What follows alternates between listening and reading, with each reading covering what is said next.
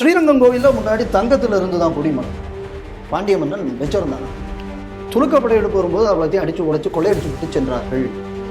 அதுக்கப்புறம் இந்த கோவில் ரொம்ப க்ஷீணிக்கப்பட்டு விட்டதுன்னு சொல்லி பின்னாடி வந்த விஜயநகரர்கள் செம்பல குடிமரம் வைத்தது மட்டும் இல்லாமல் அதுக்கு ஏதோ 10 12 கிராமத்தை வாங்கி நல்லா புரிஞ்சுக்கணும், கிராமத்தை வாங்கி கோவிலுக்கு எழுதி வைத்தார்கள். அதுக்கப்புறம் இன்னும் அங்கே உள்ள உற்சவங்கள்லாம் மேம்பட்டு நடக்க வேண்டும்னு இன்னும் 2 கிராமத்தை அவர்கள் வாங்கி வைத்தார்கள். இது ரெக்கார்ட் நல்லா தெரிஞ்சுக்கணும். முதல் வக்ஃபு எப்படி ஏற்பட்டது அதனுக்குள்ள ஒரு ஃபண்டமெண்டல் திங்கிங்கில் பலர் எழுதுறது உண்டு. பாரத நாட்டை பொறுத்தளவில் பாரத நாட்டின் அடித்தளம் என்பது இது குடும்பம். இண்டிவிஜுவல் ரைட் அப்படிங்கக்கூடியதோட டெஃபினேஷன் இவன் டெஃபினேஷன் வேற மாதிரி இருக்கலாம். நம்ம நாட்டை பொறுத்தளவில் ஃபேமிலிங்கக்கூடிய ஒரு யூனிட் அது செதஞ்சாச்சுன்னா இந்த பாரத தேசம் அழிக்கும். சட்டம் என்பது ஒவ்வொரு நாட்டிற்காக நம்ம நிர்வகிக்கிறதுக்காக கொண்டு வரோம். அதுவும் நம்ம நாட்டுக்கு இந்த மண்ணுக்கேற்ற மரபுல இருந்து சட்டம் வர வேண்டும்.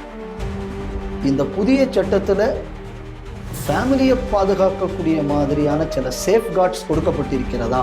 இது என்ன அப்படின்னு இது தப்பு இல்லை. ஏன்னா அவங்க அப்படித்தான் வளர்க்கப்பட்டார்கள். ஏன்னா அண்ணா திரட்டு ஒரு தடவை உங்களையும் ஒரு சினிமாவில் இருக்கிற ஒரு அம்மாவையும் பற்றி தப்பாக பேசிக்கிட்டு இருக்காங்களே அப்படின்னு கேள்வி கேட்டோன்னா அவர் என்ன பதில் சொன்னார்னா, அந்த அம்மா படிதாண்டா பத்தினியும் இல்லை, நான் முற்றும் துறந்த முனிமனும் இல்லை அப்படின்னு சொல்லி ஒழுக்கக்கேட்டை ஜெனரலைஸ் பண்ணது. இது திமுகவோடு காலங்காலமாக இருக்கக்கூடியது. 1528 அயோத்தி எப்படி ஒரு தொடர் போராட்டமாக இருந்ததோ அதே மாதிரி தான் இந்த திருப்பரங்குன்றமும் தொடர் போராட்டமாக இருந்தது. இங்கே நடப்பது என்ன ஆட்சி?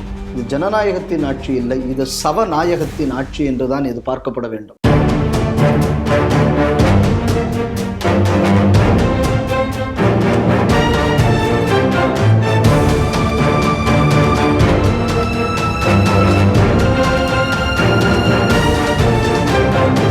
டிவி நேயர்களுக்கு வணக்கம். இன்றைய செய்திகள் சிந்தனைகள் நிகழ்ச்சிக்கு உங்களை வரவேற்கிறோம். இன்றைய செய்திகள்: திருப்பரங்குன்றம் செல்ல தடை, தடுத்து நிறுத்தப்பட்ட மதுரை ஆதீனம். தமிழகத்திலிருந்து முதலீட்டாளர்கள் வெளியேறும் நிலை கவலை அளிக்கிறது. Governor RN Ravi. இந்திய தேசத்தின் மதம் சனாதன தர்மமே, தன் வெளிப்பாடுதான் கும்பமேளா. யோகி ஆதித்யநாத். வக்ஃப் சட்டத்தில் இருந்த மசோதாவின் முக்கியமான 14 திருத்தங்களுக்கு பாராளுமன்ற கூட்டுக்குழு ஒப்புதல். உத்தராகண்டில் அனைவருக்கும் பொதுவான சட்டம் UCC இன்று முதல் அமல். இந்த செய்திகள் குறித்து நாம் திரு பாலகௌதமன் அவர்களுடன் சிந்திக்க இருக்கிறோம். வாருங்கள் நேயர்களே. வணக்கம் சார். திருப்பரங்குன்றம் செல்லக்கூடாது என்று மதுரை ஆதீனத்துக்கு போலீஸ் தடை விதித்திருக்கிறதாக ஆதீனம் கூறியிருக்கிறார். இன்னும் கூட சில செய்திகள் என்ன வந்தது அப்படின்னு சொன்னால், ஆதீனத்தை வீட்டுக்காவலில் வைத்ததாக கூட எனக்கு சில செய்திகள் எல்லாம் வந்தது. திருப்பரங்குன்றம் பிரச்சனையில் MP நவாஸ்கனி அங்கே போய் படிக்கட்டிலே உட்காந்து பிரியாணி சாப்பிட்டார் அப்படிங்கக்கூடிய செய்திகள் எல்லாம் வந்தது. ஆனால் இன்னைக்கு ஆதீனத்தை மட்டும் இவர்கள் இன்னைக்கு போகக்கூடாது அப்படின்னு தடை விதிச்சிருக்கிறார்கள். அது மட்டும் இல்லாமல் இந்த பிரியாணி சாப்பிட்ட கதை வந்ததுக்கப்புறம் கூட இன்னும் பல இஸ்லாமியர்கள் பக்கெட்டாக பிரியாணி எடுத்துக்கொண்டு சாப்பிட சென்று முற்பட்டதாகவும் அவர்களை காவல்துறையினர் திருப்பி அனுப்பியதாக, அதாவது கைது பண்ணல, அதெல்லாம் திருப்பி அனுப்பியதாக கூறப்படுகிறது. இந்த நிலையில் ஆதீனத்துக்கிட்ட பத்திரிகையாளர்கள் பேட்டியும் எடுத்திருக்கிறார்கள். அப்போ ஆதீனம் என்ன சொல்கிறாரு அப்படின்னு சொன்னால், உங்களை ஏன் நீங்கள் போகலை அப்படின்னு கேட்டதுக்கு, இல்லை போலீஸ்காரர்கள் என்னை தடுத்து விட்டார்கள், அவர்கள் எல்லாம் கலவரம் செய்வார்களா என்ற பயமா என்னன்னு எனக்கு தெரியாது அப்படின்னு சொல்லி அவர் சொல்லியிருக்கிறார். அப்படின்னு சொல்லிட்டு அதுக்கு மேலே என்ன சொல்றாருன்னா, நக்கீரர் முருகனை பற்றி தானே திருப்பரங்குன்றத்தில் வரும்பொழுது பாடியிருக்கிறார், சிக்கந்தரை பற்றி எங்கு பாடியிருக்கிறாரா அப்படின்னு இல்லவே இல்லையே அப்படின்றதே அவர் சொல்லியிருக்கார். திரும்பவும் நீங்கள் போவீங்களா, ஏன் உங்களை அலோவ் பண்ணல அப்படிங்கிற கேள்வி திரும்பவும் வரும்பொழுது அவர் என்ன சொல்கிறார் அப்படின்னா, நான் இந்த கலவரம் செய்வா போகிறேன், நான் போய் வழிபடத்துக்கு தான் நான் போக போகிறேன், நான் யாருடைய அதாவது அவர்களுடைய மனம் புண்படுற மாதிரி நான் ஒன்றும் எதையும் செய்வதற்காக நாங்கள் போகல, அவங்களும் வழிபடட்டும் நாங்களும் வழிபடுறோம் அப்படிதான் சொல்கிறேன், நான் ஒன்றும் அதை தடுப்பதற்காகவோ அதை பற்றி பேசுவதற்காகவோ செல்லவில்லை. ஆனால் திருப்பரங்குன்றத்தில் முருகன் தான், அது முருகனோட இதுதான் அப்படி என்பதற்கு பல இலக்கிய சான்றுகளும் நக்கீரரோட விஷயங்கள் எல்லாமே இது வரைக்கும் இருந்து கொண்டு தான் இருக்கிறது அப்படின்னு சொல்லி அவர் பேசியிருக்கிறார். 2 விஷயம் அவங்க இன்று ஆதீனத்தின் மீது இந்த மாதிரியான அவர் போகக்கூடாது என்று தடுத்தது என்பது அயோக்கியத்தனத்தின் உச்சம். அவருக்குள்ள தனிப்பட்ட வழிபாட்டு உரிமை என்பது இன்று பறிக்கப்பட்டிருக்கிறது. அப்போ ஒரு வழிபாட்டு உரிமையை ஒரு ஹிந்து சன்னியாசிக்கு மறுக்கப்படுகிறது அப்படின்னு சொன்னா இங்கே நடப்பது என்ன ஆட்சி? இது ஜனநாயகத்தின் ஆட்சி இல்லை, இது சவநாயகத்தின் ஆட்சி என்றுதான் இது பார்க்கப்பட வேண்டும். ஏன்டா ஒத்தைங்கிறது நேர போறான், அவன் என்னடா ஒரு எம்பியா, அதுவும் வேற ஏதோ ஒரு தொகுதி எம்பி, அவன் மேலே போய் வேணும்னு அவன் பிரியாணி திம்பானா, அவன் உடனே என்ன பண்ண ஊரில் உள்ள எல்லாத்துக்கும் ஒன்றும் பிரியாணி பாத்திரத்தை தூக்கிட்டு போறான். நான் அப்பவே சொன்னேன், இதோட நோக்கமே கலவரத்தை ஏற்படுத்துவதுதான் இதன் நோக்கம். அப்ப இப்படி நீ போய் அந்த இடத்துல போய் பிரச்சனை பண்ணு அப்படி என்று அயோக்கியத்தனத்தை செய்வதற்கு, கலவரத்தை தூண்டுவதற்கு முதல்ல எப்படி கலவரம் செய்ய வேண்டும்னு சொல்லி இன்னைக்கு ஒரு டெக்ஸ்ட் புக் ஸ்டைல்ல இன்னைக்கு செய்து காட்டி இருக்கிறது நவாஸ்கனி. அந்த நவாஸ்கனியை கைது அவன் ஒன்னாக்கு பிறந்து நம்மகிட்ட வெறும் பாத்திரத்தை தூக்கிட்டு போனா. நான் அன்னைக்கே சொன்னேன், இது ஒரு திட்டமிட்ட ஒரு கலவர சதி என்று சொன்னேன். இன்னைக்கு அது நிரூபணமாயிருக்கு. அவன் போயிட்டு வந்தோடனே இப்போ எல்லாரும் மரியாதையை கொண்டு போறான். இவர்கள் மீதெல்லாம் வழக்கு போடவில்லை. நீ இந்த ஏரியா பக்கமே வராதுன்னு ஒரு பயில்ட்டையும் சொல்லல போலீஸ்காரன். ஆனால் இங்க இருந்து ஆதீனம் போயாச்சுன்னு சொன்னா நீங்க ஏற்றுக்கொள்ள மாட்டேது. என்ன அயோக்கியத்தனம்! எனக்கு இப்போ ஒரு ஆதீனங்கள் மேலே எனக்கு இந்த வருத்தம் உண்டு. ஏன்னா எனக்கு அவர் மேல தனிப்பட்ட முறையில் பெரிய மரியாதை உண்டு. அந்த ஆதீன பீடத்துக்கு மேலே எனக்கு ஒரு மரியாதை உண்டு. அங்க மோடி ஆட்சி தொடங்க வேண்டும், இங்க திமுக ஆட்சி தொடர வேண்டும் அன்னைக்கு இவங்க தான் சொன்னாங்க. இதுதான் நம்ம எந்த நேரத்துல ஏதாவது அறிக்கையை விடுறோம், என்ன நம்ம மடங்களை பாதுகாக்க வேண்டும்ங்கிற பொறுப்பு இருக்கு. ஆனா அந்த மடம் ஏற்படுத்தப்பட்டு இது நோக்கத்தையே அழிக்கக்கூடிய நேரத்துல இந்த மடத்தை வச்சு நான் என்ன பண்ண போறேங்கக்கூடிய ஒரு லெவல் நம்ம யோசிக்க வேண்டும். இன்னைக்கு சிறவை ஆதீனம் அவர்கள் இப்போ இதுக்கு நம்ம ஆதீனம் அவங்களுக்கு சாதகமாக பேசியிருக்கிறார்கள், வரவேற்கப்பட வேண்டிய விஷயம். ஆனா வெவ்வேறு தளங்கள்ல நீங்க எப்படியெல்லாம் பேசியிருக்கீங்கக்கூடியதையும் நாங்கள் பார்த்துத்தான் வருகிறோம். தயவு செய்து நீங்களாம் பெரியவங்க, உங்களுக்கெல்லாம் சொல்லக்கூடிய அளவு எனக்கு தகுதி கிடையாது. நீங்கள்லாம் யத்திகள், அதில் மாற்றுக்கிறதே கிடையாது. தயவு செய்து சமுதாயத்தை விட்டு கொடுத்து விடாதீர்கள். இப்போ இதில் கூட ஆதீனம் அவர்கள் ஒரு அறிக்கையில் சொல்லும்போது என்ன பண்ணுறாங்க அப்படின்னு சொன்னால், அவங்க வழிபாட்டை அவங்க பண்ணிட்டு போகிறாங்க, நாங்கள் இந்த பக்கம் பார்த்துட்டு போகணும். இதில் என்ன பிரச்சனை இருக்கு? அப்படி இல்லை பிரச்சனை. எனக்கு இந்த விஷயத்தில் பாஜக இந்து அமைப்புகள் மேலே கூட சில வருத்தங்கள் உண்டு. 1528 அயோத்தி எப்படி ஒரு தொடர் போராட்டமாக இருந்ததோ அதே மாதிரி தான் இந்த திருப்பரங்குன்றமும் தொடர் போராட்டமாக இருந்தது. இது தமிழகத்தின் போராட்ட வரலாறு, இதை நம்ம புரிஞ்சுக்கணும். 1893 மெக்லீன்ஸ் மேனுவல், இந்த மெக்லீன்ஸ் மேனுவல் வரக்கூடிய நேரத்தில் Sri Skandagiri and it got corrupted. வார்த்தை நல்லா தெரிஞ்சுக்கணும்.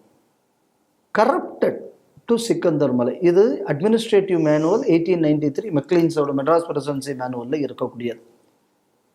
அப்புறம் இதற்காக ஒரு வழக்கு நடக்குது, ப்ரிவியூ கவுன்சில் வர அந்த வழக்கு போகுது. ஹிந்துக்கள் தொடர்ந்து போராடி இருக்கிறார்கள், இதெல்லாம் ஆதாரம். அப்புறம் 1940 ஒரு கலவரம் நடக்குது. அப்பவும் துர்கம் கலவரம் பண்றான்.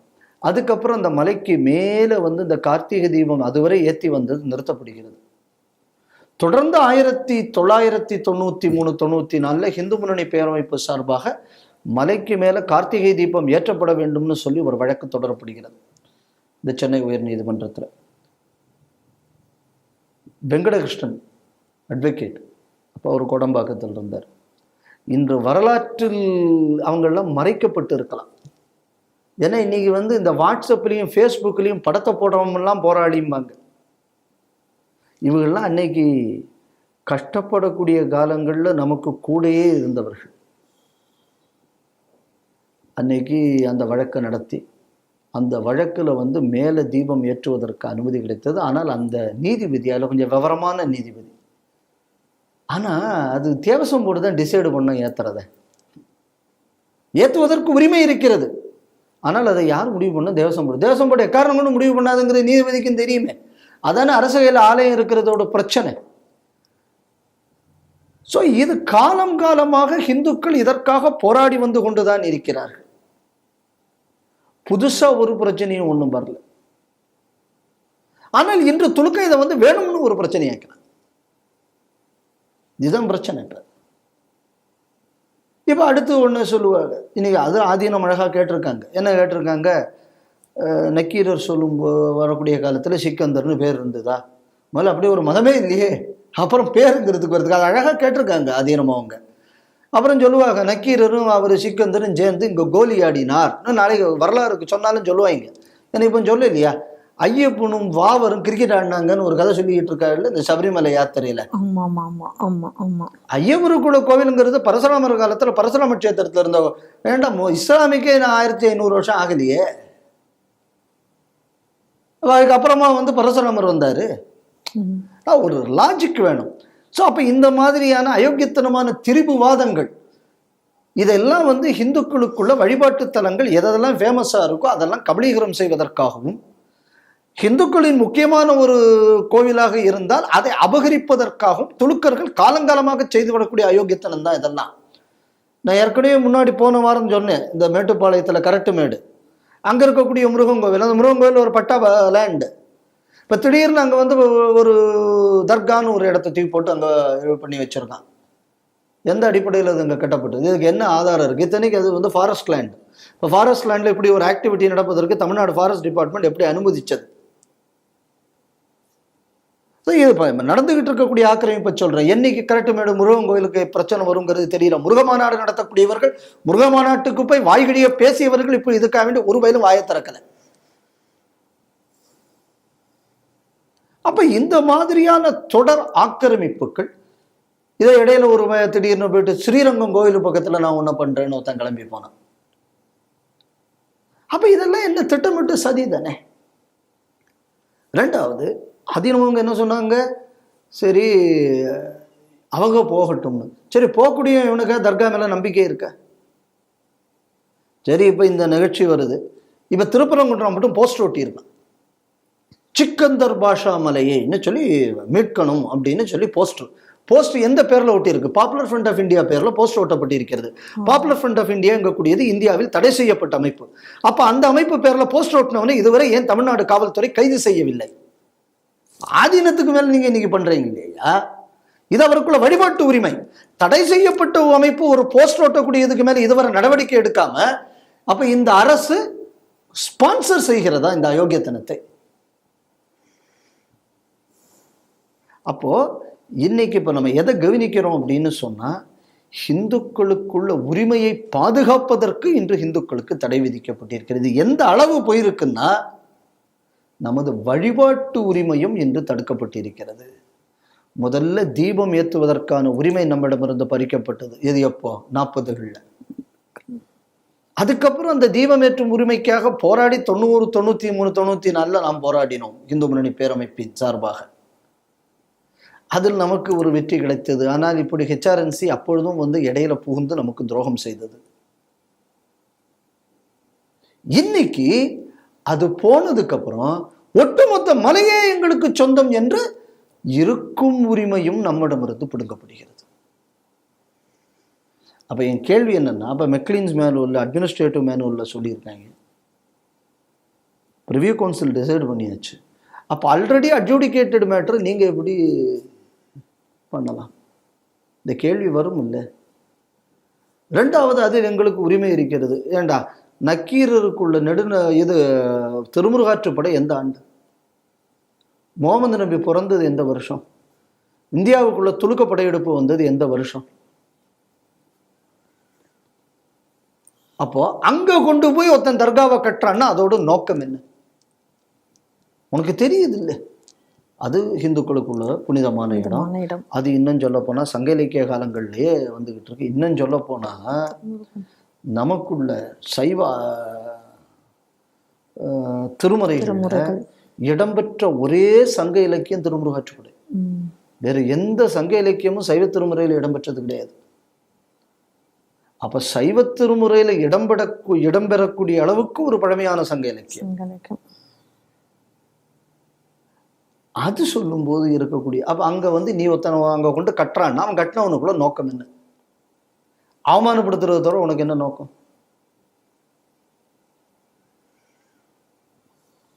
அப்ப எப்படி துலுக்கனுக்கு அதுல வழிபாட்டு முறைன்னு உரிமை இருக்குன்னு கேட்கறதே அயோக்கியத்தனம் இல்லை? நிச்சயமாக. அப்ப நீ ஆண்ட ஒரு காலத்துல நீ ஒரு அயோக்கியத்தனம் பண்றதுக்காக வேண்டி ஒரு இடத்துல வைப்ப, கடைசியில் அந்த சொத்து உனக்கு சொந்தம். இது என்ன அயோக்கியத்தனம் அது? இது இல்லை என்பது நீதிமன்ற தீர்ப்புகளும் வந்தாச்சு. மேல தீபம் ஏற்ற வேண்டும் என்று நீதிமன்றம் தீர்ப்பு சொல்லியிருக்கேன். அதை அனுசரித்து இதுவரை எவ்வளவு வருஷம் HRNC அங்கே போய் தீபம் ஏற்றிருக்க? ஏன் ஏற்றல? இன்னைக்கு துலுக்கணும் பிரியாணி விட்டீங்கல்ல, ஏன் இப்போ கார்த்திகையில் தீபம் ஏற்றுறதுக்கு இந்த போலீஸ்காரனுக்கு ஏன் பர்மிஷன் கொடுக்கறதுக்கு என்ன கஷ்டம்? பிரியாணி திங்கிறதுக்கு உனக்கு காவலுக்கு ஆள் போட முடியும்னா கார்த்திகை தீபத்துக்கு ஏன் உனக்கு காவலுக்கு ஆள் போட முடியல? 94 வந்தாச்சே தீர்ப்பு, 30 வருஷமாச்சே. அப்ப என்ன இது அப்படின்னு சொன்னா, அந்த பிரியாணியில ஒரு எச்ச பிரியாணி இவருக்கு இந்த அரசியல்வாதிகளுக்கு போடப்படுகிறது. எச்ச பிரியாணிக்காக இந்துக்களின் வழிபாட்டு உரிமை இன்று பறிக்கப்பட்டிருக்கிறது. இன்று ஒரு சமயத்தின் தலைவரை நீங்க அவமானப்படுத்தியிருக்கீங்க. நிச்சயமாக. ஏன்டா பிரியாணி இதை கொண்டு போனோம்னா வராதேன்னு உன்னால தடுக்க முடியல. கீழே முருகனை பார்க்க போகக்கூடிய ஆதீனத்தை நீ தடுக்கிற அப்படின்னா, அப்ப இவர் போனால் கலவரம் வரும்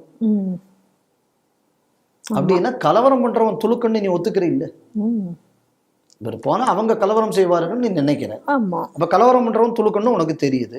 அவர் கலவரம் பண்றவனை அரெஸ்ட் பண்ணாம நீ அந்த ஏரியா பக்கமே போகாதே அப்படின்னு சொன்னா, கலவரக்காரனின் அடிவருடி தமிழக காவல்துறை, அப்படிதானே அர்த்தம்? நிச்சயமாக. அப்ப கலவரம் பண்றவன் உனக்கு தடுக்கிறதுக்கு துப்பு இல்லை அப்படின்னு எடுத்துக்கவா? இல்லைன்னா இந்துக்கள் கலவரம் செய்தால்தான் இந்துக்களுக்கு தீர்வு வரும் என்று நாம் எடுத்துக்கொள்ளவா? இந்த ரெண்டு விஷயத்துல தமிழ்நாடு அரசு இப்போ கிளியர் பண்ணும். குறிப்பாக மதுரை காவல்துறை இப்போ கிளியர் பண்ணும். கலவரம் பண்ணாதான் நீங்க மதிப்பீங்களா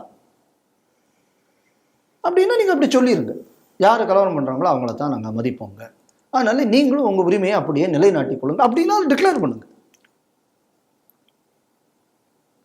இது இன்று ஆதீனத்துக்கு இன்று வழிபாட்டு உரிமை மறுக்கப்பட்டு இருக்கிறது என்பது ஒட்டுமொத்த இந்து சமுதாயத்தின் வழிபாட்டு உரிமையை பறிப்பதற்கு சமமாகும். அதனால திஸ் ஆக்ட் இஸ் அன்கான்ஸ்டிடியூஷனல். இது நமக்குள்ள ஃபண்டமெண்டல் ரைட்டை பறித்திருக்கிறது என்ற அரசு. அதனால இது ஒரு ஜனநாயக விரோத அரசு என்பதை நம்ம உறுதிப்படுத்தணும். அதனால இதை சவநாயக அரசு, ஜனநாயக அரசு அல்ல, இது ஒரு சவநாயக அரசு என்று தான் நாம் கருத வேண்டும். குடியரசு தின விழாவில் தமிழகத்தினுடைய தற்போதைய கவர்னருடைய உரை இன்னைக்கு வெளியாகி இருக்கிறது. கவர்னர் உரையில் அவர் முக்கியமாக சொல்ல இருக்கக்கூடிய சில விஷயங்களை நான் இங்கே சொல்ல நினைக்கிறேன். அவர் என்ன சொல்லியிருக்காருன்னா, அதாவது மத்திய அரசு எந்த அளவுக்கு இன்னைக்கு தமிழகத்திற்காக, அதாவது தமிழையும் திருக்குறளையும் உலகமெங்கும் கொண்டு செல்ல வேண்டும் என்பதற்காக பணியாற்றி வருகிறது, அந்த பணிகளை பற்றி சொல்லியிருக்காரு. அதே போல இன்னைக்கு நாடு எந்த அளவில் முன்னேற்றம் அடைந்து கொண்டிருக்கிறது அப்படிங்கிறத பற்றி எல்லாம் சொல்லிட்டு, அந்த நாட்டினுடைய முன்னேற்றத்திற்கு பங்களிக்க வேண்டிய தமிழகத்தினுடைய நிலை இன்னைக்கு ரொம்ப கவலை தருவதாக இருக்கிறது. ஏன்னா ஒரு பெரிய பங்களிப்பு தமிழகத்தால் தர முடியும், அதனுடைய திறமைகள் இருந்தும் இன்னைக்கு அது நடக்கலை அப்படிங்கிறத ரொம்ப வருத்தத்தோட சொல்லியிருக்கார். என்னென்ன விஷயங்கள் அவர் இதில் ஹைலைட் பண்ணியிருக்காருன்னா, முதல்ல மாணவர்கள், அதாவது ஆரம்ப கல்வியும் சரி இன்னைக்கு உயர்கல்வியும் சரி இரண்டிலுமே இன்னைக்கு மிகவும் தரம் ரொம்ப தாழ்ந்திருக்கிறது. ஆரம்ப கல்வி மாணவர்களுக்கு சிறிய கூட்டல் கழித்தல்களாம் கூட தெரியாத நிலை இன்னைக்கு இருக்கிறது. உயர்கல்விக்கு போயாச்சுன்னா பல்கலைக்கழகங்கள்லேருந்து வரக்கூடிய முனைவர்களாக வரக்கூடியவர்கள் பெரிய பெரிய அந்த டெட் எக்ஸாம், JRF அதெல்லாம் கூட பாஸ் பண்ணக்கூடிய நிலையில் இல்லாமல் இருக்கிறார்கள். 10 பேர் 2 பேர் அப்படி தான் பாஸ் பண்ணி வெளில வராங்க அப்படிங்கிற ஒரு கருத்தை சொல்லியிருக்கிறார். அதற்கு என்னென்ன காரணங்கள் இருக்குங்கிறதையும் அவர் குறிப்பிட்டிருக்கிறார். அதே போல் போதை, இன்னைக்கு பள்ளிக்கூட நிறுவனங்கள், கல்வி நிறுவனங்களுக்கு அருகிலேயே இந்த போதை நடமாட்டம்ங்கிறது அதிக அளவில் இருக்கிறது. இது மாணவர்களை இன்னைக்கு மிகுந்த அளவில் பாதித்து கொண்டிருக்கிறது அப்படிங்கக்கூடிய விஷயத்தையும் அதில் சொல்லியிருக்கார். அதை தவிர இன்னைக்கு தமிழகத்தில் ரொம்ப அதிக அளவில் நாங்கள் தான் சமூக நீதியின் முன்னிலை, முதல் மாநிலம் சமூக நிலை காப்பதில் அப்படின்னு சொல்லக்கூடிய மாநிலத்தில் தான் இன்னைக்கு பல பட்டியலின மக்கள் துன்புறுத்தப்படுகிறார்கள் தொடர்ந்து அப்படிங்கக்கூடிய விஷயத்தை சொல்லியிருக்கார். இதற்கு அடுத்ததாக அவர் என்ன சொல்றாருன்னா, முதலீட்டாளர்களுடைய ஒரு விரும்பத்தக்க மாநிலமாக தமிழகம் இருந்து வந்தது இவ்வளோ நாள். ஆனால் இன்னைக்கு அந்த மாதிரியாக இல்லை. இன்னைக்கு வெவ்வேறு மாநிலங்களுக்கு தான் இன்னைக்கு முதலீட்டாளர்கள் போகிறார்கள். இங்கே அதனுடைய நிலை சரிந்து கொண்டே வருகிறது அப்படிங்கக்கூடிய ஒரு விஷயத்தையும் குறிப்பிட்டிருக்கிறார். இதெல்லாம் தவிர இன்னும் முக்கியமாக அவர் சொல்லக்கூடிய விஷயம் என்ன அப்படின்னா, பயங்கரவாதமும் தமிழகத்தில் அதிக அளவில் இருக்குது. இப்போ என்ஐஏனுடைய ரெய்டு அப்படிங்கிறது நாளுக்கு நாள் தமிழகத்தில் அதிகரித்து வருகிறது. இது வந்து தேசத்திற்கே அபாயமான ஒரு சூழ்நிலையும் இன்னைக்கு இங்கே நிலவி கொண்டிருக்கிறது அப்படிங்கக்கூடிய விஷயம். இது அனைத்துமே கவலை தருவதாக இருக்கிறது அப்படின்னு இன்னைக்கு குறிப்பிட்டு சொல்லியிருக்கார். இது எல்லாத்தையும் விட தற்கொலைகளில் தலைநகரம் இன்னைக்கு தமிழகம், அந்த ரேஞ்சில் தான் இன்னைக்கு அதனுடைய ஸ்டாட்டிஸ்டிக்ஸ் எல்லாம் காமிக்கிறது அப்படின்னு சொல்லி அதை பற்றியும் இன்னைக்கு பேசியிருக்கிறார். கவர்னருடைய இந்த பேச்சுக்கு உடனடியாக கல்வி அமைச்சர் அன்பில் பொய்யாமொழி, என்னுடைய மாணவர்களையும் என்னுடைய ஆசிரியர்களையும் குறை சொன்ன கவர்னர் மன்னிப்பு கேட்க வேண்டும் என்றெல்லாம் இன்னைக்கு சொல்லி வருகிறார். இதே அன்பில் பொய்யாமொழி கொஞ்ச நாளைக்கு முன்னாடி ஒரு ஸ்டேட்மெண்ட் கொடுத்தார். எனக்கு நான் திருப்பி அதை ஞாபகப்படுத்தணும்னு நினைக்கிறேன். பொய்யாமொழி அவர்களுக்கு, உங்கள் பிள்ளைகளுக்கு படிப்பு சரியாக வராட்டாலும் பரவாயில்ல, ஒழுக்கம் நல்லா இருக்கும், அரசாங்க பள்ளிக்கூடத்தில் நீங்கள் சேர்த்தாங்க அப்படின்னு சொல்லி இதே பொய்யாமொழி கொஞ்சம் காலத்துக்கு முன்னாடி சொன்னார்னு நினைக்கிறேன். அவ என் பள்ளிக்கூடங்கள் படிப்பு கொடுக்கறதுக்கு யோக்கியதை இல்லைன்னு அன்றைக்கி சொல்லக்கூடிய அன்றைக்கி இவருக்கு மூஞ்சி எங்கே போச்சு. அதே மாதிரி தமிழ்நாட்டு பஸ்ஸுகளில் பசங்க வந்து குடிச்சிட்டு போகும்போது இந்த ஃபுட்போர்டு அடித்து இது பண்ணும்போது ஃபுட்போர்டில் வந்து தடுத்த ஆட்களுக்கு மேலே கேஸ் போடுறது, அதுக்கப்புறம் பள்ளிக்கூடத்தில் டெஸ்கை உடைச்சது, பெஞ்சை உடைச்சது, இந்த காரியங்கள்லாம் நடக்கக்கூடிய நேரத்தில் இவர் எங்கே போனார்னு எனக்கு தெரியல. அப்போ இதெல்லாம் நடக்கும்போது வாயை திறக்காமல் வந்து இப்போ திடீர்னு எங்கள் குழந்தைகளை இது பண்ணி சரி. அப்போ என்சிஆர்டி ரிப்போர்ட் வந்தது இல்லை. ஹிந்தி பேச தெரியாத மாநிலங்கள், ஹிந்தி இல்லா மாநிலங்களில் தாய்மொழி அதில் தற்குறியாக இருக்கக்கூடிய மாநிலத்தில் முதலிடம் தமிழகம்னு அந்த ரிப்போர்ட் வந்த நேரத்தில் என்ன பண்ணார் அன்பில் பொய்யாமொழி? ஐயோ இப்படி ஒரு ரிப்போர்ட் வந்துருச்சு, நான் உடனடியாக இதை சரி செய்ய போகிறேன் கிளம்பினாரா? இல்லையே, கிளம்பல. இல்லை, கவர்னர் இப்போ அந்த ரிப்போர்ட்டை தான் சொல்லியிருக்காரு. NCERT report. இதுக்கு முன்னாடி பிரதம்னு ஒரு ஆர்கனைசேஷன் பண்ணிக்கிட்டு இருந்தாங்க. அவங்களும் இதே மாதிரி தான், அவங்க ரிப்போர்ட்டும் இப்படி தான் இருந்தது. அது யூபிஏ ஆட்சியில் நடந்தது. இப்போ இந்த பிஜேபி ஆட்சி வந்ததுனால எங்களுக்கு எடுத்து விட்டான்னு சொல்ல முடியாது. பழைய ரிப்போர்ட் அந்த லட்சணத்தில் தான் இருந்தது. ஸோ அதில் வந்து இதையும் கூட பெட்டராக இருந்தது. இப்போ அதையும் கூட இன்னும் மோசமாக இருக்குது. அதில் அந்த ரிப்போர்ட்டில் சொன்ன நம்பர்ஸையும் கூட இப்போ நம்பர்ஸ் இன்னும் மோசமாக இருக்கு. அப்போ இது உண்மையாக இருக்கும்போது அதை சரி செய்வதற்கு இது இல்லாமல் எங்கள் மாணவர்களையும் இவர்களையும் குறை சொல்லிவிட்டார்கள் அப்படின்னு சொல்கிறது என்னவாக இருக்குது அப்படின்னா, அண்ணன் அடித்தது தப்பு இல்லை, அண்ணி பார்த்தது தப்பு, நாங்கள் பண்ணக்கூடிய ஐக்கியத்தனத்தை பண்ணுவோம், ஆனால் நாங்கள் தப்புன்னு மட்டும் யாரும் சொல்லிடக்கூடாது. இது என்ன அப்படின்னா, இது தப்பு இல்லை. ஏன்னா அவங்க அப்படித்தான் வளர்க்கப்பட்டார்கள். ஏன்னா அண்ணா திரட்டு ஒரு தடவை உங்களையும் ஒரு சினிமாவில் இருக்கிற ஒரு அம்மாவையும் பற்றி தப்பு தப்பாக பேசிக்கிட்டு இருக்காங்களே அப்படின்னு கேள்வி கேட்டோன்னா அவர் என்ன பதில் சொன்னார்னா, அந்த அம்மா படிதாண்டா பத்தினியும் இல்லை, நான் முற்றும் துறந்த முனிமனும் இல்லை அப்படின்னு சொல்லி ஒழுக்கக்கேட்டை வந்து ஜெனரலைஸ் பண்ணது. இது திமுகவோடு காலங்காலமாக இருக்கக்கூடியது. அதேமாரி ஒரு அட்மினிஸ்ட்ரேட்டிவ் இது பிரச்சனை வந்ததா உடனே ஒட்டுமொத்த சமுதாயத்துக்கு மேலே தூக்கி போட்டுடுறது. ரெண்டாவது கவர்னர் சொல்கிறார், தமிழ் என்னென்னலாம் மத்திய அரசு தமிழுக்கு செய்திருக்கிறது. இங்கே என்னடான்னா தற்கொலை பெரிய இருக்கிற தமிழே இல்லாமல் நாசமாக்கி விட்டாங்கக்கூடியது டேட்டா சொல்கிறது. அப்போ இதிலிருந்து நம்ம எதோ புரிஞ்சுக்கணும்னா, இப்போ தமிழை காத்தது யார்? மோடி தமிழை காப்பாற்றி இருக்கிறார். தமிழை நாசப்படுத்தியது யார்? திராவிடம் தமிழை நாசப்படுத்தி இருக்கிறது. நீங்கள் அவருக்குள்ள ஸ்பீச்சை நீங்கள் நல்லா கவனிக்கணும். ஸோ இது இட்ஸ் அ டேட்டா. அப்போ இதில் இந்த தவறு இருக்கிறது, நான் அதை சரி செய்து கொள்கிறேன். இல்லை இந்த டேட்டா தப்புங்கக்கூடியது நீங்கள் சொல்லுங்க, அதுக்கு போக்கு இல்லையே. அதுக்கப்புறம் கவர்னரோட இந்த உரையில் பாருங்க, இது எல்லாம் இன்டர் ரிலேட்டட். பயங்கரவாதம், ட்ரக்கு, உங்களுக்கு தற்கொலைகள், இதை பற்றி இதெல்லாம் சொல்கிறார். அதுக்கு முன்னாடி வந்து குவாலிட்டி எஜுகேஷன் இல்லாதது, ஸோ அன்ஸ்கில்டு. அதே நேரத்தில் எப்படி ஒர்க் அவுட் ஆகுதுன்னு பாருங்கள். ஏன் அது பயங்கரவாதத்திற்கு ஒரு அடித்தளமாக இந்த மாநிலம் மாறுகிறது அப்படின்னு பார்த்தா, பயனில்லா கல்வி, போதை, அடுத்தது இது உங்களுக்கு மோசமான ஒரு கல்வி திட்டம், இது எல்லாம் இருந்தாச்சுன்னா, அதாவது இக்னரன்ஸ், அறியாமை, இப்படி ஒரு சமுதாயம் இருந்தால் அங்கே மூளைச்சலவை செய்து யாரே வேண்டும் என்றாலும் பயங்கரவாதி ஆக்க முடியும். அவ்வளவுதானே? அப்போ இந்த ஸ்பீச்சில் இருக்கக்கூடிய எல்லா ஆஸ்பெக்டையும் நீங்கள் அப்படியே நீங்கள் ஒவ்வொன்றா கோத்துக்கிட்டு வந்தாச்சுன்னா, அவர் சொல்லக்கூடிய ஒவ்வொரு ஆஸ்பெக்டும் ஒன்றுக்கு ஒன்று உதவி செய்யக்கூடியது. பயங்கரவாதத்துக்கு பணம் எங்கிருந்து வரும்? போதையிலிருந்து வரும். சரி, போதையை வந்ததுனால யாருக்கு லாபம்? பயங்கரவாதத்துக்கு லாபம். ஸோ இது ரெண்டும் வரணும் அப்படின்னு சொன்னால் மக்கள் அறியாமையில் இருக்கணும். அறியாமையில் இருக்கணும் அப்படின்னு சொன்னா அது ஒரு பயனற்ற கல்வியாக இருக்க வேண்டும். அப்ப இந்த திராவிடம் திட்டமிட்டு இதையெல்லாம் செய்து வந்திருக்கிறதுங்கிறது இப்போ வந்து ப்ரூவ் ஆகுது. அடுத்தது நீங்க பாத்தீங்கன்னா பட்டியலினத்துக்கு எதிரான வன்கொடுமைகள் கேட்கவே வேண்டாம். இப்ப எப்படி அதுவும் ஒரு புது டெக்னிக் கண்டுபிடிச்சாச்சு. 2 வருஷமா எங்க யாரா பேண்டா யாரடா பேண்டா, கடைசி நீயே தான் பேண்டுட்ட, அவனே வேண்டாம் அவனே அவனுக்கு அவன் சொல்லிவிட்டான் அப்படின்னு சொல்லி கேச முடியாச்சு. இது எப்படின்னு சொன்னா, யார் அந்த சார், இவரே கேட்டுவிட்டார் அசம்பிளியில, யாரு சிஎம்ஏ, யார் அந்த சார் சொல்லுங்கள் அப்படின்னு இவர் ஒரு வீரவசனம். நான் சொல்றேங்கிறேன், யார் அந்த சார் நான் சொல்றேன், ஆனா எனக்கு ஒரு அதே மாதிரி அதுக்கு நீங்க ஒரு உதவி மட்டும் பண்ணும். ஒரு 10 நாள் என்ன சிஎம் ஆக்கிட்டு உங்க மந்திரிகள் அம்புட்டையும் வெளியில தள்ளுங்க. 10 நாள் தமிழ்நாடு போலீஸை கொடுங்க, நான் இன்வெஸ்டிகேட் பண்ணி சார்ஜ் ஷீட் வர ஃப்ரேம் பண்ணி கையில் கொடுத்தோம். 10 நாள் போதும். தமிழ்நாடு காவல்துறை அந்த அளவு திறமையான காவல்துறை. ஏன் கொடுக்கணும்னு சொன்னேன்னா, வேலை செய்ய தெரிந்த நியாயமான காவல்துறை அதிகாரிகளை போடக்கூடிய பவர் இருக்கணும் இல்லை? ஏன்னா இப்போ பலர் வந்து கோபாலபுரம் குர்கா சர்வீஸ் எல்லாம் தான் இப்போ போலீஸில் இருக்காங்க. ஏன்னா திமுக மந்திரி விட வேண்டிய அறிக்கை மட்டும் போலீஸ்காரங்க விட்டுக்கிட்டு இருக்காங்க. ஸோ அந்த மாதிரி உள்ள போலீஸ்காரங்க இல்லாமல் அந்த ஐபிஎஸ் இல்லைன்னா சாதாரண ஒரு பிசி ஆனால் கூட நாம் போலீஸுங்கிற கெத்து இருக்கக்கூடிய போலீஸ்காரங்க ஒரு 10 பேரை போடுவோம், அம்புட்டு உண்மை இன்னைக்கு வெளியில் வந்துடும்.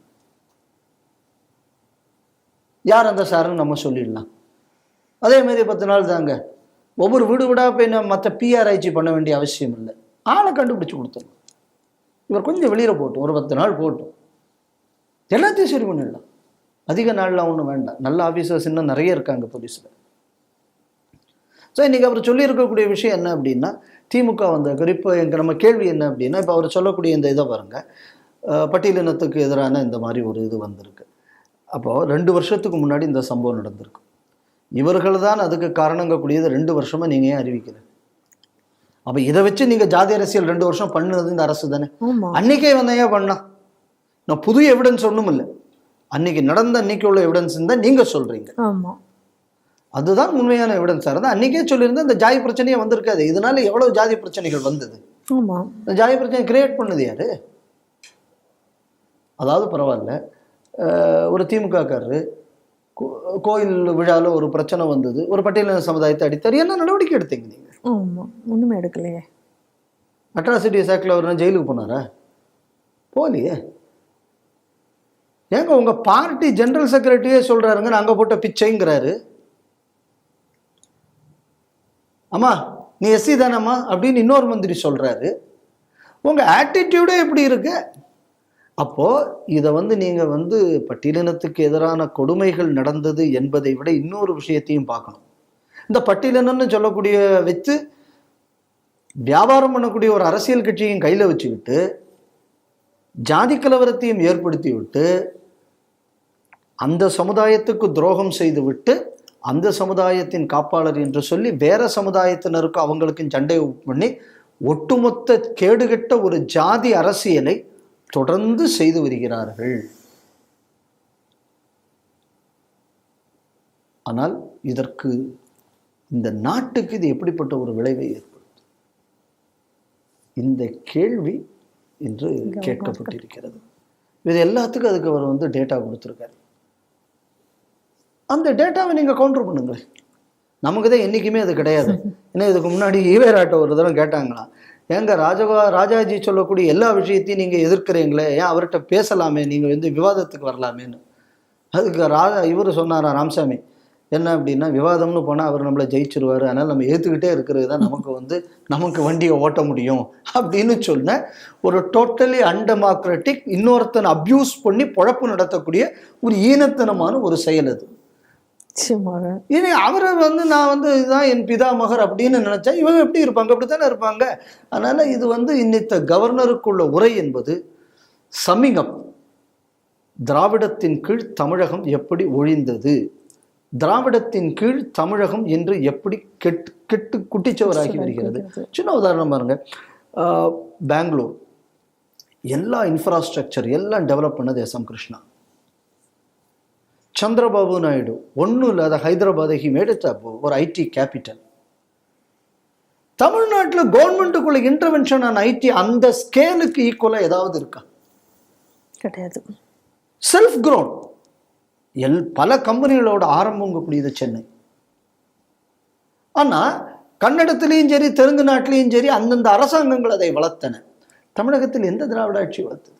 இன்னைக்கு பெங்களூர், ஹைதராபாத் புட் டுகெதர் ஒரு ஐடி சிட்டியாக இருக்க வேண்டியது என்று சென்னை. கண்டிப்பா அரசாங்கத்தின் பங்களிப்பு இல்லை. எவ்வளவு கோடிக்கணக்கான இன்வெஸ்ட்மெண்ட் அந்த 2 மாநிலத்திலையும். தமிழ்நாட்டுக்கு வர வேண்டியது உங்களால தான் கட்டுப்போச்சு. நிச்சயமா. இன்னைக்கு கோயம்புத்தூர் நலிவடைந்து கொண்டிருக்கிறது இண்டஸ்ட்ரி. சொல்லக்கூடியது யாரு? திமுக காரன். ஆமா. கோயம்புத்தூர்ல யாரு வரி ஏத்தினது? சொத்து வரிய இவங்க தான் ஏத்தினாங்க. கரண்ட் சார்ஜை ஏத்தினது யாரு?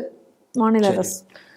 அங்க எல்லா இண்டஸ்ட்ரியிலையும், அதுவும் இந்த மோட்டார் இண்டஸ்ட்ரி குறிப்பாக, they are mostly dependent on copper. ஸ்டெர்லைட்டுக்கு மூடு விழா நடத்தி காப்பரை காஸ்ட்லி ஆக்கினது யாரு? இவங்க தான். எப்படி இன்வெஸ்ட்மெண்ட் கிளைமேட் உருப்படும்? இந்த ஆல்ஸ்டாம்னு ஒன்று இந்த நம்ம மெட்ராஸில் இந்த மெட்ரோ ரயில் ஓடுது இல்லை? ஆமாம். மேனுஃபேக்சரிங் யூனிட் ஏன் ஸ்ரீ சிட்டிக்கு போச்சு? ஏன் போச்சு ஸ்ரீ சிட்டிக்கு? ஏன் இப்போ ஒரு பெரிய company they moved from Coimbatore to Bangalore சமீபத்தில். ஆமாம். ஏன் இன்வெஸ்ட்மெண்ட் வெளியில் போகுது? லஞ்சம், அன்ஃபேவரபிள் கிளைமேட்.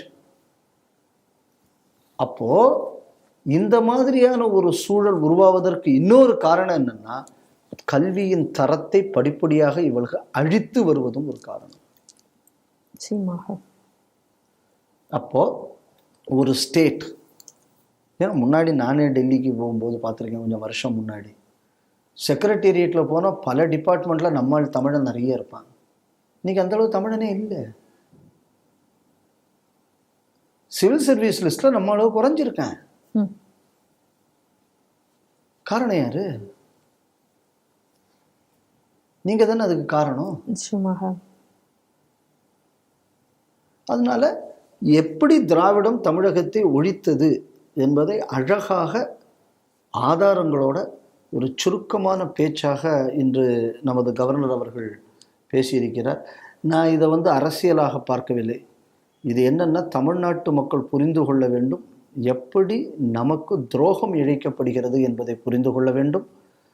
இந்நிலை மாறுவதற்கு நாம் முயற்சி செய்ய வேண்டும். அந்த முயற்சி என்ன என்பது உங்களுக்கு தெரிந்திருக்கும். 2026 தேர்தலில் அதை நம்ம செயல்படுத்தணும்னு நினைக்கிறேன். சனாதன தர்மம் தான் தேசிய மதம் அப்படின்னு சொல்லிட்டு யோகி ஆதித்யநாத் அவர்கள் சொல்லியிருக்கார். NDTVக்கு இந்த கும்பமேளா விஷயமாக கொடுத்த ஒரு பேட்டியில் அவர் இதை பற்றி சொல்லியிருக்கிறார். சனாதன தர்மம் தான் மனிதநேயம் மிக்கது அப்படின்னு சொல்லிட்டு, அதாவது நம்ம வழிபடக்கூடிய முறைகள் வேற வேறாக இருக்கலாம், ஆனால் தர்மம் அப்படி, அதாவது மதம் அப்படின்னு சொல்லி ஒன்று பார்த்தோம் நேஷனல் தேசிய அளவில் அப்படின்னு சொன்னால் அது சனாதன தர்மம் தான் அப்படிங்கிறதே சொல்கிறார். சொல்லிட்டு அவர் மேலும் சொல்கிறார், இப்போ கும்பமேளா சனாதன தர்மத்தை வெளிப்படுத்துவதாக அமைந்திருக்கிறது. ஒரு விஷயம் சொல்லிட்டு இருப்பாங்க, சனாதன தர்மத்தை பற்றி இவங்க எல்லாரும் தவறாக பேசி கொண்டு இருப்பார்கள்.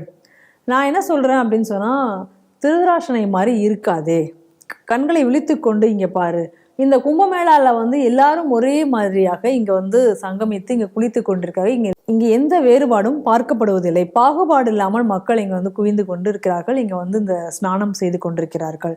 அதனால கும்பமேளா அப்படிங்கிறது சனாதன தர்மத்தை வெளிப்படுத்தக்கூடியது. சனாதன தர்மத்தில் அது மட்டும்தான் இது நேஷனல் மதமாக இருக்க முடியும் அப்படிங்கிறதை இன்னைக்கு அழுத்தம் திருத்தமாக சொல்லியிருக்கிறார். பண்பாட்டு ரீதியிலையும் வரலாற்று அடிப்படையிலையும் எந்த அடிப்படையில் பார்த்தாலும் இதையும் கூட ஒரு அழகான ஒரு ஸ்டேட்மெண்ட் சனாதன தர்மத்தை பற்றி யாரும் கொடுத்ததில்லைன்னு நான் நினைக்கிறேன். அதுவும் ஒரு முதல்வர் கொடுத்திருக்கிறார் என்றால், இந்த நாடு விடுதலை அடைந்து ஏறத்தாழ 75 ஆண்டுகளுக்கு பின் தான் இந்த நாட்டை பற்றிய இப்படி ஒரு ஸ்டேட்மெண்ட்டு நமக்கு பார்க்க முடியுது, 78 வருஷத்துக்கு அப்புறம். ஸோ அந்த விஷயத்தில் நம்ம உண்மைக்குமே சந்தோஷப்படணும். இதில் சில விஷயங்கள் அவர் சொன்னதோடு நான் சேர்த்து நம்ம பார்க்க வேண்டியது. இதுவரை 11 கோடி பேர் கிட்ட வந்திருக்காங்களாம் ஸ்நானம் பண்ணுறது. இந்த ஸ்நான கட்டத்தில் இந்த ஜாதி அந்த ஜாதின்னு ஏதாவது வித்தியாசம் இருக்கா? கிடையாது. ஒரு வித்தியாசம் ஒன்றும் கிடையாது. எவ்வளவோ சாதுக்கள் வந்து கொண்டிருக்கிறாள். எல்லாரும் போகிற சாது காலிலெல்லாம் விடுறாங்க. எந்த ஜாதின்னு எவனுக்காவது தெரியுமா? தெரியாது, யாருக்கும் தெரியாது. அவன் எந்த மொழி பேசுறவன், அவன் எந்த மாநிலத்தை சேர்ந்தவன் யாருக்காவது தெரியுமா? தெரியாது. அவன் கருப்பா சிவப்பாங்கக்கூடியது கலர் தான் என் கலருக்கு கண்ணுக்கு தெரியும். ஆனா யாராவது ஒரு ஆள் வித்தியாசம், வெள்ளை சாதுன்னா கும்பிடணும், கருப்பு சாது கும்பிடப்பட எவனாவது போனானே? இல்லை. அந்த பிரச்சனையும் இல்லை. இதை விட உலகத்துல ஒரு சமத்துவத்தை, அதுவும் தமிழ்நாட்டுக்குள்ள ஜனத்தொகையும் கூட அதிக பேர் இதுவரை குளிச்சிருக்காங்க. நாளை மறுநாள் மௌனி அமாவாசை வருது. அன்னைக்கு 8 to 10 கோடி பேர் அங்க கூட போகிறார்கள்.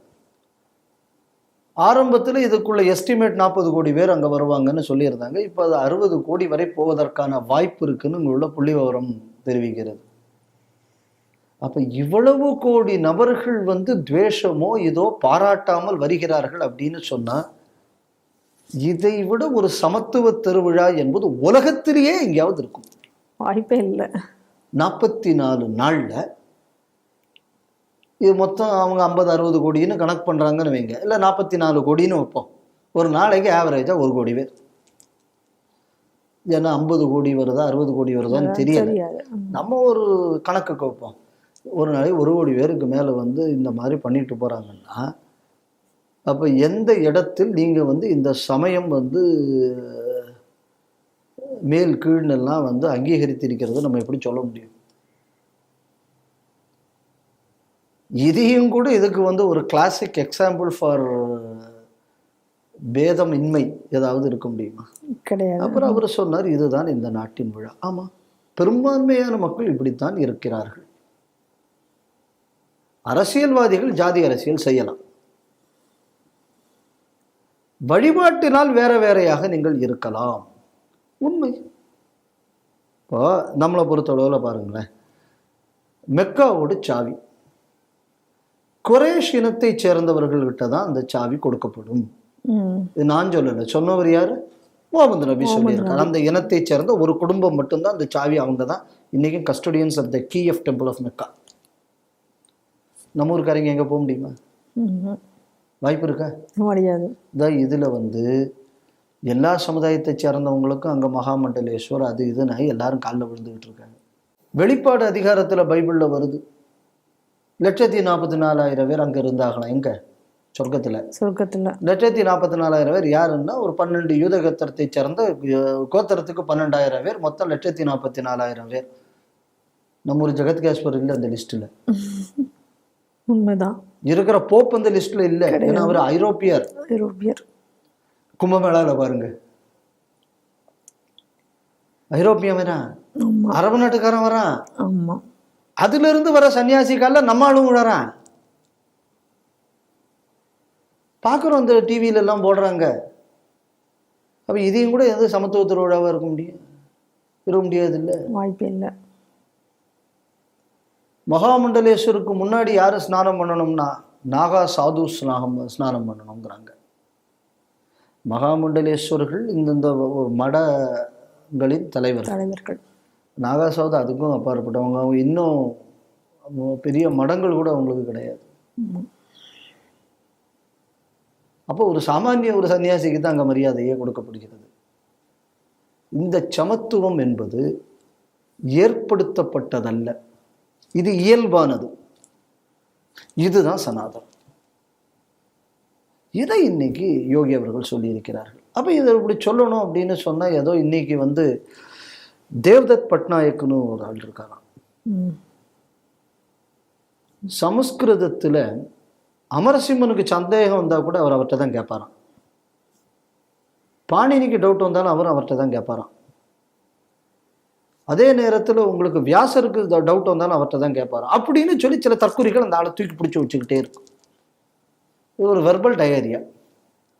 அந்த வெர்பல் டயரியா அடிக்கடி இந்த மாதிரி ஏதாவது ஒன்று சொல்லும். வெள்ளைக்காரன் கண்டுபிடிக்கிறதுக்கு முன்னாடி இந்தியாவில் இருக்கக்கூடிய அறிவியலை பற்றி யாராவது எழுதுகிறார்களா? யாரும் எழுதவில்லை. அவன் பிசிக்ஸை பற்றி வெள்ளைக்காரன் கண்டுபிடிச்சோன்னா அது எங்கள் வேதத்தில் இருக்கிறது, இது எங்கள் இதில் இருக்கிறதுன்னு தானே நீங்கள்லாம் சொல்வீர்கள் அப்படின்னு அவர் எழுதுறார். நான் என்ன கேட்குறேன், லீலாவதி இருக்கு. ஆமாம், லீலாவதி என்பது இந்தந்த கணக்கு விஷயங்கள் எல்லாம் இதற்கு முன்பே சொல்லி இப்படியெல்லாம் இருந்தது. அப்படின்னு சொல்லி ஏதாவது ஆட்கள் நீங்க எழுதியிருக்கீங்களா? இல்லை. சரி, வேதத்தில் என்னென்ன விஷயங்கள் இருக்கு, இந்த மாதிரி ஒவ்வொரு சாஸ்திரத்துக்கும் தனித்தனியான புஸ்தகங்கள், அதை சொல்லிக் கொடுக்கக்கூடிய பாடசாலைகளும் இந்த பாரத நாட்டில் இருந்தக்கத்தான் செய்தன. ஆமா. திடீர்னு பரத்வாஜர் வந்து விமானத்தை பத்தி சொன்னார், அது நீங்க இது வந்ததுக்கு அப்புறம் தான் கண்டுபிடிச்சீங்க அப்படின்னா, இந்த சாஸ்திரம்னு ஒண்ணு இருக்கிறதுனால தானே நான் பின்னாடி சொல்றேன். ஆமா, இல்லாட்டா சொல்ல முடியாது. இல்லாட்டா சொல்ல முடியாது இல்ல. கண்டிப்பா. அப்ப இருக்கிறதுங்க கூடியது எங்க ஆளுகள் சொல்லிக்கிட்டு இருக்கும்போது இப்படி இங்கே ஒன்று இருக்கிறது என்பதை வெளிக்கொண்டு வருவதற்கு இந்த மாதிரி தற்குறிகளுக்கு மனசில்லை, விலை போனவர்களுக்கு மனசில்லை. இன்னைக்கு நான் தான் பெரியவன்னு சொல்லும்போது நம்மால் சொல்ற உனக்கு முன்னாடி நாங்க வச்சிருக்கோம். ஐயா, அட்டாமிக் பிசிக்ஸ் வந்ததுக்கு அப்புறம் தான். ஏன் அதுக்கு முன்னாடி எவனவே இந்த நாட்டில் விநாயகர் அவள் பாடலையா? அணுவிற்கணுவா எப்பாலுக்கு அப்பாலான்னு எங்க கிளவி சொல்லிட்டு போச்சு. நீ சொல்றதுக்கு முன்னாடி இந்த அணுவிற்கணுவா எப்பாலுக்கு அப்பாலாங்கிறது எங்க முன்னோர்கள் சொல்லவே இல்லையா? நீ வந்தப்புறம் தான் கண்டுபிடிச்சாங்களா? காலங்காலமா சொல்லிக்கிட்டு தானே வராங்க. அதை உனக்கு புரிய வைக்கிறதுக்கிட இதெல்லாம் எங்களுக்கு ஒரு மண்ணாங்கட்டியும் கிடையாது. நீ அணுவை கண்டுபிடிச்ச உடனே நாகாசாகி ஹிரோஷிமால போட்டுக்கிட்ட. எங்களுக்கு அணு தெரிஞ்சதுக்கு அப்புறம் நாங்கள் அந்த வேலையை செய்யவில்லை. எங்களுக்கு அது ஒரு பெரிய விஷயம் இல்லை. அப்ப இந்த மாதிரியான நமது வரலாற்று பெருமைகளை, இந்த மாதிரியான நமக்குள்ள இந்து மதத்தின் சமூக விஷயங்களை சொல்வதற்கு நீங்கள் தயங்கினீர்கள். உங்களுக்கு புரியற மாதிரி சொன்ன உடனே உங்களுக்கு ஏன் கீழே பர்னர் எரியுதுன்னு எனக்கு புரியல. சும்மா உங்களை பார்த்து ஒன்றும் சொல்லலை. ஏதாவது பாகவதம்னு ஒரு புஸ்தகம் இருக்கு, ஏதாவது படிக்கணுங்கிற எண்ணம் வந்து படித்தா பரவாயில்ல, நமக்கு அதை எடுத்த உடனே வேற எதனா தோணும். ஸோ அதில் ரொம்ப தெளிவாக சொல்லப்பட்டு இருக்கிறது. நாரதர்கிட்ட யுதிஷ்டர் கேட்குறார். கேட்கும்போது என்ன, ஒவ்வொரு 4 வர்ணங்களை பற்றிய ஒவ்வொரு தர்மங்களை அப்படியே சொல்லிக்கிட்டு வர்றார். சொல்லும்போது அந்த இடத்துல ஒரு கேள்வி கேட்குறார் தர்மபுத்திரர் நாரதர்கிட்ட. 4 வர்ணங்களுக்குள்ள இதெல்லாம் நீங்கள் சொன்னீங்களே, இதற்கெல்லாம் பொதுவான சனாதன தர்மத்தை பற்றியும் என்னிடம் சொல்லவும். இவர் கேட்ட உடனே ஒரு 30 குணங்களை வந்து நாரத மகரிஷி சொல்றார். இது பாகவதத்தில் வருது. இப்போ யோகி அவர்கள் சொல்றது மாதிரி வழிபாட்டு முறைகள் வேற, ஆசிரம முறைகள் வேற, எதெல்லாம் வேறாக இருக்கலாம். ஆனால் இதற்கெல்லாம் அப்பாற்பட்ட அந்த பொதுவான தர்மம் என்பது சனாதன தர்மம் என்ற யோகி அவர்கள் சொன்னது பாகவதத்தில் குறிப்பிடப்பட்டிருக்கிறது. இப்ப யோகி சொன்னதுக்கு நான் சொன்னேன், வெள்ளக்காரன் சொன்னதுக்கு நான் சொல்லலை. கண்டிப்பா வெள்ளக்காரன் என்ன சொல்லணும்னு வேணா தேவதத் பட்நாயக் கிட்ட சொல்லுவாங்க. எனக்கு அதுக்கெல்லாம் சொல்ல வேண்டிய அவசியம் இல்லை. ஏன்னா உங்களையும் கூட எங்களுக்கு விவரம் அதிகம் இருக்கு. 2வது வாங்கி திங்குற கூட்டத்தில் நாங்களும் இல்லை. அதனால இன்னைக்கு யோகி அவர்கள் இந்த கருத்தை சொல்லியிருக்கிறார் என்பது ஒரு முதல்வர், பாரத நாட்டில் அதிக ஜனத்தொகையை கொண்ட ஒரு மாநிலத்தின் முதல்வர். இன்னைக்கும் சொல்ல போயாச்சுன்னா ஒரு 40-50 கோடி நபர்கள் இந்த ஒலிம்பிக் போட்டிகள் இருக்கும். இந்த ஒலிம்பிக் போட்டி வந்து பல நாள் நடக்கும். ஆமாம். இப்போ பல நாள் நடக்கக்கூடிய இந்த இதில் வந்து சில லட்சம் பேர் வருவாங்க. எல்லா போட்டியும் புட்டுகெதர் 40 கோடின்னு கிட்ட வருதுன்னா 100 சில்லற ஒலிம்பிக் போட்டியில ஒட்டுமொத்தமான நாட்கள்ல வரக்கூடியது 100 பங்குக்கு மேல் ஒரு கும்பமேளாவுக்கு வராங்க. இந்த ஒவ்வொரு ஒலிம்பிக் போட்டியில 100 சில்லற ஒலிம்பிக் போட்டிகளே இதுவரை இந்த உலகத்துல நடக்கல. 4 வருஷத்துக்கு ஒரு ஒலிம்பிக் போட்டி தான். அப்படின்னா 400 வருஷத்துக்கு மேல. அது இப்ப நான் லேட்டஸ்டா வந்த போட்டியை தான் சொல்றேன். இதுக்கு முன்னாடி உள்ள போட்டிகள்ல இன்னும் அட்டெண்டன்ஸ் குறைவு. அப்போ ஒவ்வொரு ஒலிம்பிக் போட்டியிலையும் நடக்கக்கூடிய கலவரங்கள், அங்க நடக்கக்கூடிய திருடுகள், அதை சுற்றி நடக்கக்கூடிய கிரைம், இது அவ்வளவுத்தையும் பட்டியலிட்டு எவ்வளவுன்னு நீங்க கணக்கு பண்ணிட்டு ஏண்டா ஒரே 44 நாள்ல இம்புட்டு ஃபிஃபா வேர்ல்டு கப்பு, இம்புட்டு ஒலிம்பிக் போட்டி, இம்புட்டு வேர்ல்டு கப் கிரிக்கெட்டு, இது இவ்வளவும் சேர்ந்து வரக்கூடியதை ஒரே 44 நாள்ல நடத்திக்கிட்டு இல்லை இவ்வளவு பெரிய அளவில் க்ரைம் இல்லாமல் அதுலேயும் இப்போ 2 சிலிண்டர் வெடிச்சிருக்கு. இப்போ என்னடான்னா ஒரு காலிஸ்தானி பயங்கரவாதியை வந்து நாங்கள் தான் இதை வந்து பண்ணியிருக்கோம்னு இன்றைக்கி ஸ்டேட்மெண்ட் விட்டுருக்கோம். இந்த விபத்து வந்த உடனே இதே டிவி சேனலில் நான் சொன்னேன், இங்கே நடந்த இஸ்லாமிய பயங்கரவாத நடவடிக்கைகளுக்கு இதுக்கும் ஒரு ரிலவன்ஸ் இருக்கிற மாதிரி இருக்குன்னு காலிஸ்தான் இன்னைக்கு வந்து அதுக்கு பொறுப்படுத்திட்டாங்க. ஸோ நான் இது ரெண்டையும் வித்தியாசமாக பார்க்கல. ஏன்னா இவனுக்கு 2 பேரும் சேர்ந்து தானே வேலை பார்த்துக்கிட்டு இருக்கேன். அதனால் இதில் வந்து ஒரு பெரிய வித்தியாசம் ஒன்றும் இருக்க போகிறதில்ல. ஸோ அதனால் நம்ம எதை சொன்னோமோ இன்றைக்கி அது இப்போ லேட்டஸ்ட்டாக வந்த ஸ்டேட்மெண்ட்டில் வந்து அது இப்போ உறுதிப்படுத்தப்படுகிறது. நம்ம வந்து இது வந்த உடனே இதுக்கிடையில் நம்ம ஸ்ரீ டிவியில் இதை பற்றி பேசின உடனே உனக்கு அதை இல்லாமல் முடியாதான்னு 10 துலுக்கம் வேறு கமெண்ட் அடித்தான். நான் சொன்னேன் சரியா போச்சா, இப்போ என்னை பற்றி நீ ஏதோ சொன்னியே அந்த வார்த்தையை இப்போ நீ செய்யறியா இன்னும் நான் இப்போ கேட்க போகிறதில்ல. ஏன்னா நீ துலுக்கனாக இருக்கிறதுனால நீ என் சகோதரனாக இருப்ப. நீ இஸ்லாமியனாக இருந்தால் தான் இந்த நாட்டுக்கு விரோதமாக போவேன். நீ துலுக்கனாக இருக்கணும்னு நான் ஆசைப்படுறேன். அதனால் என் சகோதரனை நான் அப்படி கேவலமாக நான் பேசுகிறதுக்கு எனக்கு கொஞ்சம் கஷ்டமாக இருக்கிறது. அதனால் இப்போ இதை பார்க்கணும். இப்போ இதை பேசக்கூடிய முதல்வர் இந்த மாதிரி பல ஒலிம்பிக், பல FIFA வேர்ல்டு கப், பல வேர்ல்டு கப் கிரிக்கெட்டு, இது அவ்வளோத்தையும் சேர்ந்து 44 நாட்டில் அதில் எல்லாம் ஒரு ஒலிம்பிக்கு சுற்றி வர்ற கிரைம், ஒரு FIFA வேர்ல்டு கப்பு சுற்றி வர்ற கிரைம், அதில் 10ல் ஒரு கிரைம் வராமல் நடத்தி முடிக்கிறார் அப்படின்னு சொன்னால் இந்த நாட்டு மக்கள் எவ்வளவு ஒழுக்கமானவர்கள் என்பதை புரிந்து கொள்ள வேண்டும். இதை கூட த மோஸ்ட் டிசிப்ளின்டு பப்ளிக் நீங்கள் எங்கே பார்க்க முடியும்? அப்போ இந்த டிசிப்ளின், இந்த ஒழுக்கம், இதை கொடுத்தது சனாதனம். இதுதான் இந்த நாட்டோட ஸ்ட்ரென்த்து அப்படின்னு தர்மத்தை சார்ந்த ஒழுக்கத்தை இன்று முதல்வர் இதில் தெரிவித்திருக்கிறார்னு நான் நினைக்கிறேன். வக்ஃப் திருத்த மசோதா அது வந்த உடனேயே எதிர்க்கட்சிகள் வந்து மிக பெருசு எதிர்ப்பை தெரிவித்தார்கள். அதனால் அது வந்து ஜாயிண்ட் பார்லிமெண்ட் கமிஷன் கொண்டு செல்லப்பட்டது. இப்போ அவங்க எல்லாரிடமிருந்தும் கருத்துக்களையும் கேட்டு இதை பற்றி ஒரு மிகப்பெரிய ஒரு ஆராய்ச்சி, விரிவான விஷயங்கள் எல்லாத்தையும் நடத்தி இப்போ அதற்கு ஒரு 14 NDAனுடைய 14 அமெண்ட்மெண்ட்டுகளை ஏற்றுக்கொண்டு அதே நேரத்தில் எதிர்க்கட்சிகளினுடைய 44 விஷயங்களை ரிஜெக்ட் பண்ணியும் இன்றைக்கி அந்த வரைவுக்கு வந்து இன்றைக்கி ஒப்புதல் கொடுத்துருக்கிறது இன்றைக்கி JPC. இதில் ரொம்ப முக்கியமான சில மாறுதல்கள் மட்டும் நான் இங்கே சொல்லலான்னு பார்க்குறேன்.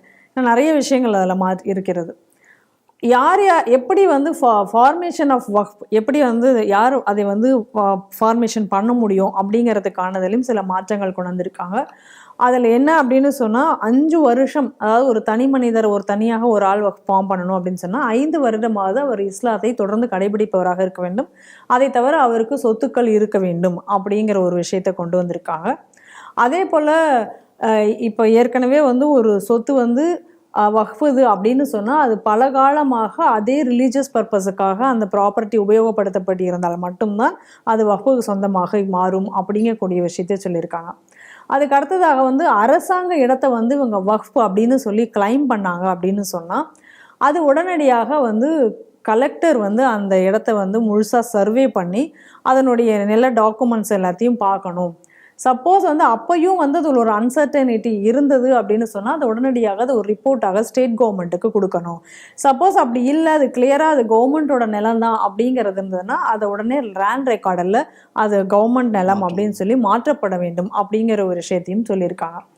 அதுக்கு அடுத்ததாக வக்ஃப் போர்டு மெம்பர்ஸாக யாரை வந்து தேர்ந்தெடுக்கணும் அப்படிங்கக்கூடிய விஷயத்தில் வரும் பொழுது அதில் என்ன சொல்லியிருக்காங்கன்னா நிச்சயமாக 2 பெண்கள் அதில் இருக்கணும் அப்படின்னு சொல்லியிருக்காங்க. ஒரு முஸ்லீம் அல்லாதவர்கள் அதில் இருக்கணும் அப்படிங்கக்கூடியதையும் இப்போ வந்து கொண்டு வந்திருக்காங்க. அதற்கு பிறகு வந்து அதில் வந்து ஷியா, சுன்னி, பேக்வேர்டு கிளாஸஸ், அந்த முஸ்லீம்லேயும் பேக்வேர்டு கிளாஸஸில் இருக்கக்கூடியவர்கள் மெம்பர்களாக சேர்க்கப்பட வேண்டும் அப்படிங்கிறதையும் சொல்லியிருக்காங்க. அதே சமயத்தில் போரா அண்ட் அஹானி அவங்களுடைய வக்ஃபு போர்டுகளும் இருந்தது என்றால் அந்த மெம்பர்களும் கூட அதில் வந்து இணைக்கப்பட வேண்டும் அப்படின்னு சொல்லியிருக்காங்க. 2 பெண்கள் கண்டிப்பாக இருக்க வேண்டும் அப்படிங்கிறதையும் உறுதிப்படுத்தியிருக்காங்க.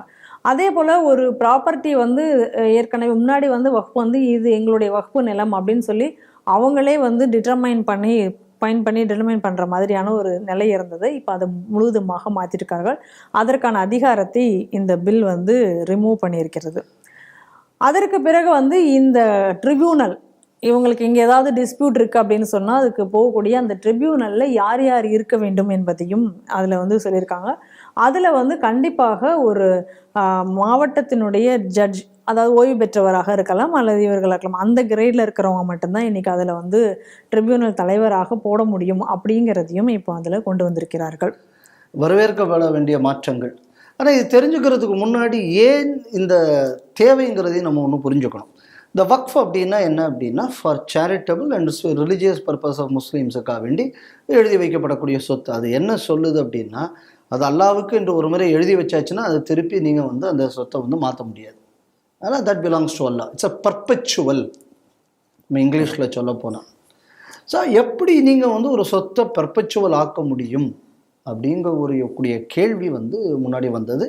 அதுக்கு முன்னாடி இன்னும் சில வரலாறு. முதல்ல இந்தியாவில் வக்ஃபுங்கக்கூடியதை வந்து முல்டானில் உள்ள ஜம்மா மஸ்ஜித்துக்காக 2 கிராமங்களை அந்த காலத்தில் ஒரு டெல்லி சுல்தான் எழுதி வைக்கிறான். இதுதான் இப்படி தான் இந்தியாவின் ஃபஸ்ட்டு வக்ஃபுங்கிறது. அதான் நல்லா புரிஞ்சுக்கணும். 2 கிராமத்தை ராஜா கொடுக்குறான்.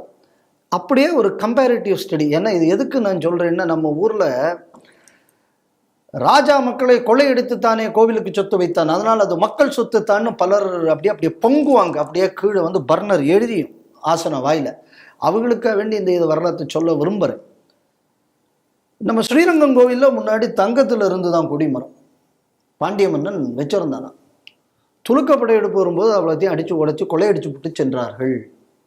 அதுக்கப்புறம் இங்கே கோவில் ரொம்ப க்ஷீணிக்கப்பட்டு விட்டதுன்னு சொல்லி பின்னாடி வந்த விஜயநகரர்கள் செம்பில் கொடிமரம் வைத்தது மட்டும் இல்லாமல் அதுக்கு ஏதோ 10-12 கிராமத்தை வாங்கி நல்லா புரிஞ்சுக்கணும், கிராமத்தை வாங்கி கோவிலுக்கு எழுதி வைத்தார்கள். அதுக்கப்புறம் இன்னும் அவங்க உள்ள உற்சவங்கள்லாம் மேம்பட்டு நடக்க வேண்டும்னு இன்னும் 2 கிராமத்தை அவர்கள் வாங்கி வைத்தார்கள். இது ரெக்கார்ட், நல்லா தெரிஞ்சுக்கணும். முதல் வக்ஃப் எப்படி ஏற்பட்டது? அடிச்சு பிடிச்ச 2 கிராமம், இந்த கிராமம் உனக்கு தான் சொந்தம் ஆர்டர். இங்கே அப்படி இல்லை, ஊர்க்காரனுக்கு காசு கொடுத்து அந்த கிராமங்கள் வாங்கப்பட்டு கோவிலுக்கு எழுதப்பட்டது. ஸோ மன்னை வந்து மக்களை வந்து பிடுங்கவில்லை, நிலத்தை காம்பன்சேஷன் கொடுத்து அந்த நிலத்தை கோவிலுக்கு வாங்கினார். அதனால கோவில் சொத்தை எடுக்கும் அதிகாரம் உங்களுக்கு இல்லை, ஆனால் வக்ஃப் சொத்து அப்படி இல்லை. இது வரலாறு. முதல்ல அப்படி ஆரம்பிக்குது. ஆரம்பித்ததுக்கப்புறம் இது 19ஆம் நூற்றாண்டுக்கிட்ட ஒரு 4 ஜட்ஜு பெஞ்ச் அவங்க என்னடான இந்த பர்பச்சுவாலிட்டிங்கக்கூடியது சட்டத்துக்கும் டெமோக்ரஸிக்குமே விரோதமானது, இந்த மாதிரி இருக்கக்கூடிய தப்புன்னு சொல்லி ஒரு நீதிமன்றம் சொல்லுது இங்கிலாந்துலேயே. அப்போ இந்தியாவில் பெருவாரியான பூதிகள் இருந்துக்கிட்டு இருந்த காலம். அது வந்த உடனே அதுக்கப்புறம் என்ன பண்ணுறாங்க, இந்த துலுக்கனுக்கு இந்த டிவைட் அண்ட் ரூல் ஆரம்பிக்க. அப்போ தான் 1906 இந்த முஸ்லீம் லீக் ஆரம்பிக்கிறது. இதெல்லாம் வந்த நேரத்தில் 1912 இந்த வக்ஃபை வந்து சட்டமாக்குனாங்க நம்ம நாட்டில் வெள்ளைக்காரன். அன்னைக்கு வந்து நாட்டில் வக்ஃப் சொத்தே ரொம்ப குறைவாக இருந்தது. அதுக்கப்புறம் 1984 வந்து அதுக்கு இன்னும் வலு சேர்க்கிற மாதிரி இந்த சட்டத்தை வந்து மத்திய அரசு கொண்டு வருது. 95 காங்கிரஸ் அரசாங்கம் என்ன பண்ணுதுன்னா, இந்த நாட்டையே அவர்கள் விலைக்கு வாங்குவதற்கு ஏதாக பல மாறுதல்களையும் அவங்க செய்யறாங்க இந்த சொத்துல. அதுக்கப்புறம் பார்த்தாச்சுன்னா இந்தியாவில் வந்து டிஃபென்ஸ் எஸ்டாப்ளிஷ்மெண்ட், ரயில்வேஸுக்கு அடுத்தபடியாக சொத்து உரிமையாளர் யார் அப்படின்னா வக்ஃப்னு ஆயிடுச்சு. ஸோ இந்த மாதிரியான ஒரு சிச்சுவேஷனில் ஒரு 3-4 விஷயங்கள் நம்ம பார்க்கணும். நீங்கள் சொன்ன இந்த சட்ட சரத்தை வைத்து நான் சொல்கிறேன், ரிலிஜியஸ் அண்ட் இந்த பர்பஸுக்கு மட்டும்தான் இந்த வக்ஃப் சொத்து பயன்படுத்த வேண்டும். ராமநாதபுரத்தில் குறிப்பாக இந்த மண்டபம் பக்கத்தில் நீங்கள் பார்த்தீங்கன்னா அங்கே இந்த ரோடு விரிவாக்கம், இந்த ரோடு திரும்புறதுக்கு இதெல்லாம் பண்ணும்போது திடீர்னு என்ன பண்ணுவாங்கன்னு அந்த சொத்தை வக்ஃபுக்குன்னு எழுதி வச்சுப்படுவாங்க. அப்போ அந்த ரோடு எப்படி போகணுங்கக்கூடியது இவங்க அதை முடிவு பண்ணிக்கிறது. ஆனால் அவர்களே தான் அதை அனுபவித்து வருவார்கள். ஆனால் வக்ஃபோட அடிப்படை என்ன சொல்லுது? அந்த property should be used for religious or charitable purposes. அப்போது ரயில்வேஸுக்கு அதே மாதிரி டிஃபென்ஸுக்கு அடுத்தபடியாக இடம் வைத்திருக்கக்கூடிய வக்ஃபு இப்போ 80 லட்சம் கோடி ரூபாய் கையில் இருந்திருக்கணும். அப்போ இவ்வளவு வசதியானவர்களுக்கு ஹஜ் மானியத்தை ஏன் அரசாங்கம் தர வேண்டும்? ஏன்னா அது ரிலிஜியஸ் அண்ட் சேரிட்டபிள் பர்பஸுக்காக வேண்டிய யூஸ் பண்ண வேண்டிய மணி. அப்போது இந்த வக்ஃப் என்கக்கூடிய இந்த வார்த்தையை பயன்படுத்தி சூறையாடல் என்பது திட்டமிட்டு நடத்தப்பட்டிருக்கிறது. இது நம்ம கவனிக்க வேண்டியது ஃபர்ஸ்ட் பாயிண்ட். அதே மாதிரி அடுத்த பாயிண்ட் என்ன அப்படின்னு சொன்னால், பர்பச்சுவலாக நான் வந்து இப்போ ஒரு இடம் அது எங்களுக்கு தான் சொந்தம் அப்படின்னு இவங்க கிளைம் பண்ணும்போது இதுக்கு அந்த வக்ஃபு இது இருக்கு. அவங்க தான் முடிவு பண்ணுவாங்க. நீ அதை கோர்ட்டில் போய் நான் சேலஞ்ச் பண்ண முடியாது. அப்போ எவன் ஆக்கிரமிப்பான் அவனே முடிவு பண்ணிடுவான். திருச்செந்துறை கிராமம் எனக்கே சொந்தம். ரைட் சொல்லிட்டான். அடுத்தது திருப்பரங்குன்றம் மலை எனக்கு சொந்தம், கும்பமேளா படித்துறை எனக்கு சொந்தம், பாரத நாடு ஒட்டுமொத்தமும் எனக்கு சொந்தம். அதனால ஜட்ஜ்மெண்ட் மொத்தமாக இது எல்லாம் ஃபுல்லாக இப்போ இதில் என்ன சொல்லியிருக்காங்க அப்படின்னு சொன்னால், அது ஒன்றால் அதை யார் அட்ஜுடிகேட் பண்ணோம்? அது ஒரு லீகல் பாடி வேணும். கண்டிப்பாக என்ன சொல்கிறாங்க, ஜில்லா கலெக்டரை வைத்து பண்ணணும், ஒரு ட்ரிபியூனல் பண்ண, ஜில்லா செஷன்ஸ் ஜட்ஜு லெவலில் ஒருத்தட்ட தான் இந்த ட்ரிபியூனலில் இருக்கணும் என்று சொல்லப்படுகிறது. அப்போ இதுவரை இந்த நாட்டின் சட்டத்துக்கே உட்படாத ஒரு வசதி அவர்களுக்கு செய்யப்பட்டது. அதுக்கு அங்கே 40 இருக்குது, செக்ஷன் 40. அதை பயன்படுத்தி இந்த மாதிரி பல விளையாட்டுகளை இவர்கள் விளையாடினார்கள். இடையில் நம்ம திருச்செந்துறை கிராமம் பார்த்தோம். அதே மாதிரி சூரத் முனிசிபாலிட்டி பில்டிங் எங்களுக்கு சொந்தம், கர்நாடகாவில் ஈத்கா கிரவுண்ட் எனக்கு சொந்தம் எப்படின்னு சொல்லி அதையும் கூட ஒரு வேடிக்கை. சூரத்தில் ஒரு ரெசிடென்ஷியல் லொக்காலிட்டியில் ஒரு துலுக்கம் வீடு வாங்குறான். வீடு வாங்கி அதை வக்ஃபுன்னு எழுதி வைக்கிறான். உடனே அதை வக்ஃபு ப்ராப்பர்ட்டின்னு சொல்லி இருக்கிற துலுக்கம்லாம் அந்த ரெசிடென்ஷியல் ஏரியாவில் இந்துக்கள் ஏரியாவில் தொழ வரான். அப்போ இந்த வக்ஃப் சட்டம் எதற்கெல்லாம் பயன்படுத்தப்பட்டு இருக்கிறதுங்கிறத நம்ம பார்க்கணும். ஸோ இப்போ இந்த மாதிரியான கிளாஸஸ் வரும்போது இந்த மாதிரியான விஷயங்கள் தவிர்க்கப்படுகின்றன. அது என்ன இருக்குன்னா, ரெக்கார்டில் அது கவர்மெண்ட்னு பேர் இருக்கா, அது இல்லைன்னா நான் கிளைம் பண்ணுறது அது எனக்கு தான். அப்போ இது எப்படிப்பட்ட ஒரு அயோக்கியத்தனமான ஒரு சட்டமாக இருந்திருக்கிறது. அதுக்கப்புறம் என்ன அப்படின்னு சொன்னாங்க, அதில் என்ன சொல்கிறாங்க, போராஸுக்கோ இல்லை ஷியாஸோ இல்லை அஹமதியாஸோ ஏதாவது ஒரு இடத்துல மினிமம் 15% மேல் அவர்களுக்கு சொத்து இருந்தால் அவங்கள வந்து ஷியா கம்யூனிட்டியை சேர்ந்தவர்கள் அதில் கண்டிப்பாக இருக்க வேண்டும். சில இடத்துல தனி வக்ஃபு கூட அவங்களுக்கு, தனி வக்ஃபு நிறைய சொத்து இருந்ததுன்னா அவங்க பேரில் இது பண்ணணும். சுன்னிஸ் அதிகம் இருந்ததுன்னா சுன்னிகளுக்கு அதிகமாக கொடுக்கணும். எந்த இது இருக்காங்களோ அவங்களுக்கு இப்போ வேற கம்யூனிட்டியே இல்லையா, அப்போ இவங்களை வைத்து நீங்கள் செய்ய வேண்டும். காரணம் இருக்கு, நிறைய சொத்து. இன்னும் சொல்ல போனால் தமிழ்நாட்டில் இருக்கக்கூடிய பல தர்காக்களுக்கு ஹிந்துக்கள் எழுதி வச்ச ப்ராப்பர்ட்டி தான் அதிகம், துலுக்கம் எழுதி வச்ச ப்ராப்பர்ட்டியும் கூட.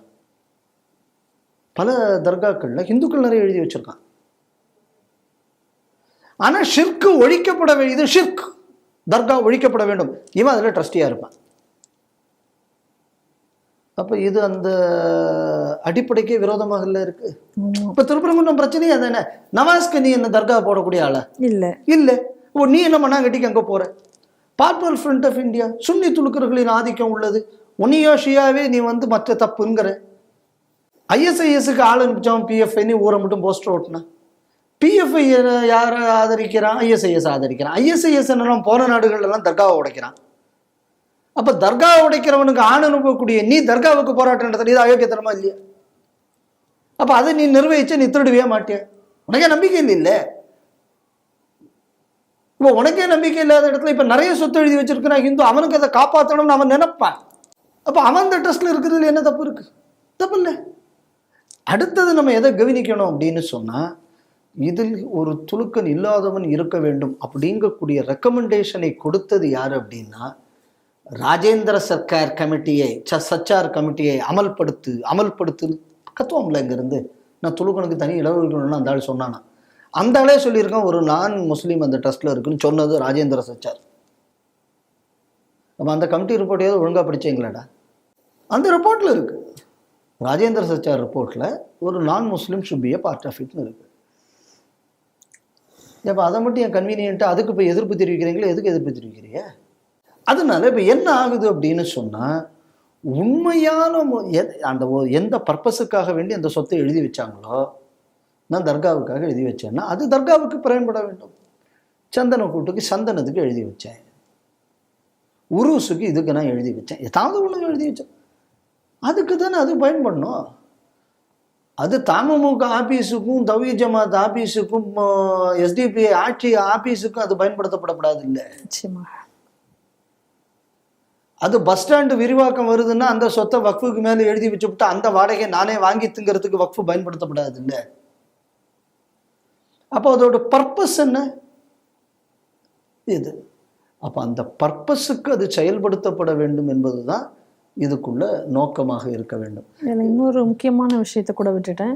வக்ஃபு ப்ராப்பர்ட்டியை வந்து எப்போ வேணாலும் வந்து அதாவது மாநில அரசு ஆடிட் பண்ணணும் அப்படின்னு நினைச்சா at any point of time அவங்க ஆடிட் பண்ணது மட்டும் இல்லாம சென்ட்ரல் கவர்மெண்ட் வந்து சிஏஜி இதுக்கு பார்வைக்கு உட்படுத்த வேண்டும் என்றால், ஸோ இப்போ இந்த டிரான்ஸ்பரன்சியை நீங்க ஏன் எதுக்குறீங்க?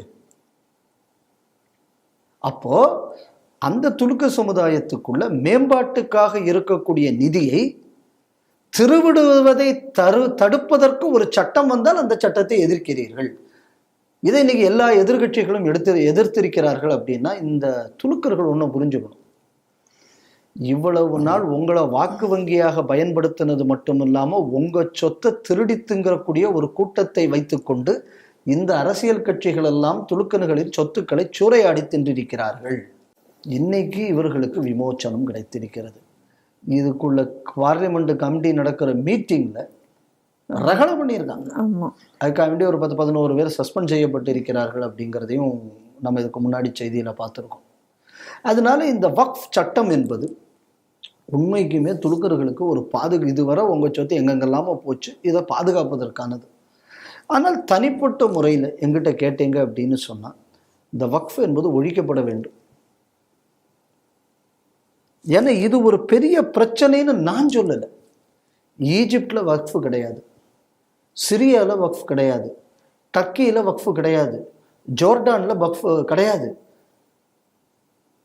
இது துலுக்க நாட்டுகளுக்கும் துலுக்க இதுக்கும் இது வந்து ஒரு விஷயமே கிடையாது. ஏன்னா இதெல்லாம் வந்து அடிப்படைவாத துலுக்க பழக்கத்தில் இருக்கக்கூடிய நாடுகள். இது எல்லாமே சுன்னி நாடுகள். இந்த நாடுகளில் வக்ஃபே கிடையாது. அதனால வக்ஃப் என்பது ஒரு மத விஷயம், மத அடிப்படையில் உள்ள ஒரு மத விஷயம் என்பதே முதல்ல தப்பு. இது ஒரு சுரண்டலுக்கு இது பயன்படுத்தப்படக்கூடிய ஒரு வார்த்தையாக இன்று இருக்கிறது. அதனாலதான் அவங்க புரிஞ்சுக்கிட்டாங்க, இந்த ரிஃபார்ம்ல அதை மாத்திட்டாங்க. இந்த மாதிரி பல விஷயங்களை அந்தந்த நாடுகள் மாற்றி இருக்கிறார்கள். அதனாலதான் வெள்ளைக்காரன் சொன்னா 19ஆம் நூற்றாண்டு அவனோட ஜட்ஜ்மெண்ட்லேயே 4 ஜட்ஜஸ் இதில் இந்த பெர்பச்சுவாலிட்டி இங்கக்கூடியது வந்து அடிப்படையில் இது பிரச்சனைக்குரியது என்று அன்றே அவன் சொன்னான். பிரிவினை அரசியலுக்கு அதை வெள்ளைக்காரன் பயன்படுத்தினா, வக்க அரசியலுக்கு அதை காங்கிரஸ்காரன் பயன்படுத்தி இருக்கான். அதனால இந்த அமெண்ட்மெண்ட் என்பதை விட இந்த வக்ஃப் என்பதை ஸ்கிராப் பண்றது இங்கக்கூடியது உண்மைக்குமே அந்த முஸ்லீம் சமுதாயத்துக்கு அரசாங்கம் செய்யக்கூடிய ஒரு பெரிய ஒரு சர்வீஸாக இருக்கும் நான் நினைக்கிறேன். உத்தராகண்டில் பொது சிவில் சட்டம் அமல்படுத்தப்பட்டுள்ளது. அதாவது நாட்டிலேயே பொது சிவில் சட்டம் அமல்படுத்தப்பட்ட ஒரு முதல் மாநிலம் அப்படின்னு சொன்னால் அது உத்தராகண்டாக இருக்கிறது. திருமணம், விவாகரத்து, தத்தெடுத்தல் போன்ற வாரிசுரிமை இது எல்லாமே வந்து ஒரு காமனான ஒரு சட்டத்தில் தான் கீழே வரும் அப்படிங்கிறது இன்னைக்கு அமலாகியிருக்கிறது.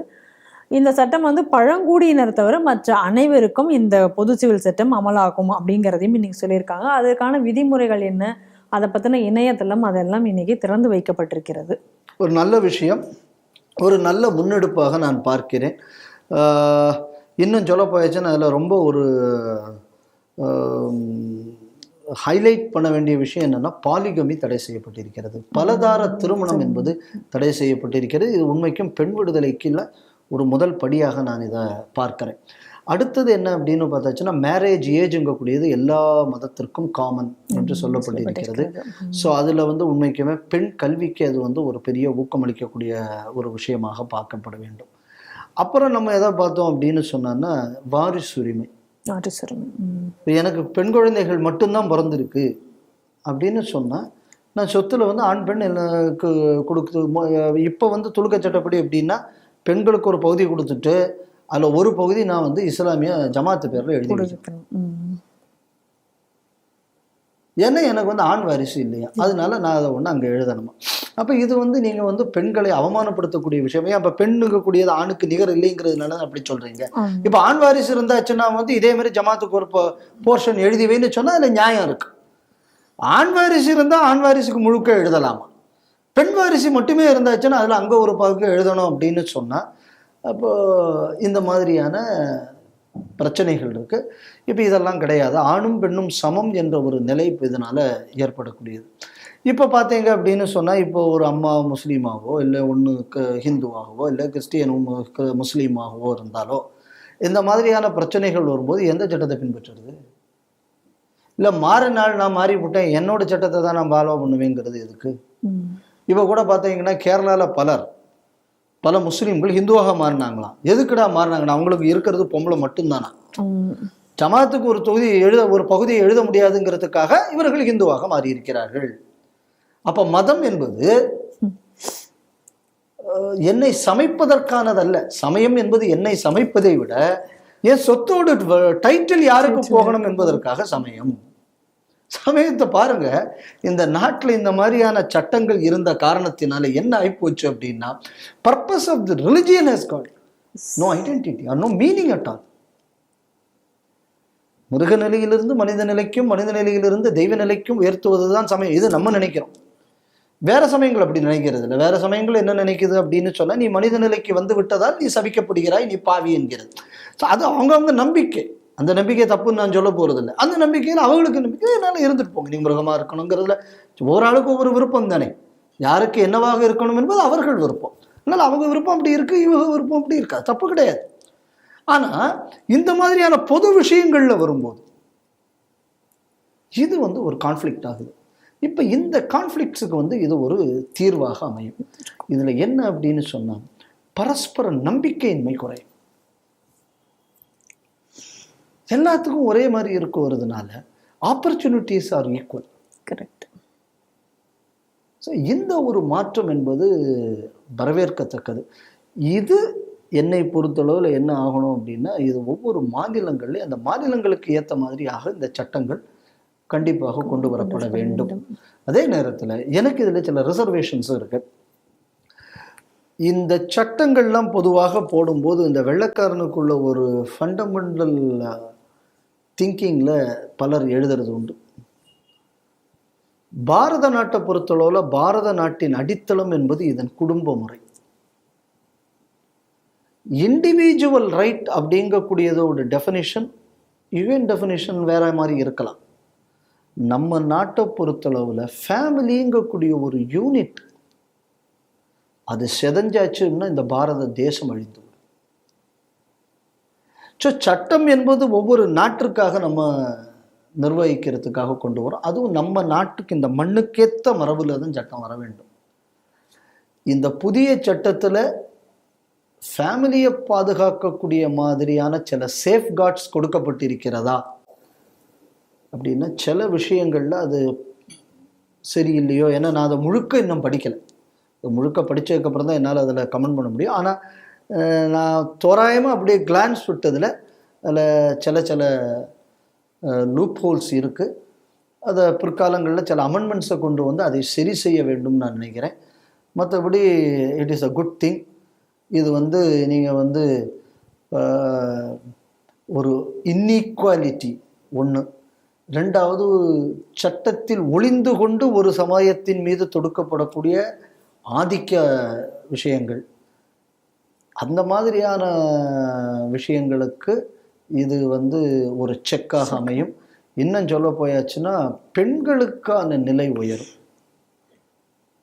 அது நம்ம இதில் கவனிக்க வேண்டிய விஷயம். பல மாநிலங்கள் இதே மாதிரி அவங்களுக்கு ஏற்ற மாதிரி இந்த மாதிரியான சட்டத்தை கொண்டு வர வேண்டும். இல்லை அப்படின்னா மத்திய அரசு இந்த லோக்கல் ஃபேக்டர்ஸ், அதே மாதிரி நான் சொன்ன இந்த ஃபேமிலிங்கக்கூடிய இந்த சிஸ்டம் இது பாதுகாக்கப்படக்கூடியதாகவும், அதே நேரத்தில் தனிநபர்களுக்குள்ள உரிமை ரெண்டையும் பேலன்ஸ் பண்ணுற மாதிரியும், ஒன்று ஒரே பக்கம் அந்த பக்கமும் போயிடக்கூடாது, ஒன்று ஒரே பக்கம், அந்த கரெக்டாக பேலன்ஸ் பண்ணுற மாதிரியாக அதில் சில திருத்தங்கள் நான் அந்த பார்த்ததில் தெரிஞ்சுது. ஸோ இதெல்லாம் கருத்தில் கொண்டு ஒரு வருஷம் 2 வருஷம் இதில் பல விஷயங்கள் நம்ம ப்ராக்டிக்கலாக என்னென்ன டிஃபிகல்ட்டிஸ் இருக்குன்னு போகத்தான் நம்மளால் படிக்க முடியும். அதை வைத்து அதை சரி செய்து தேசிய அளவில் இந்த மாதிரியான ஒரு சட்டம் என்பது அமல்படுத்தப்பட வேண்டும் நான் நினைக்கிறேன். நன்றி சார். நன்றிம்மா. இன்றைய செய்திகள் சிந்தனைகள் நிகழ்ச்சி இத்துடன் நிறைவு பெறுகிறது. மீண்டும் நாளை சந்திப்போம். நன்றி, வணக்கம், ஜெய் ஹிந்த்.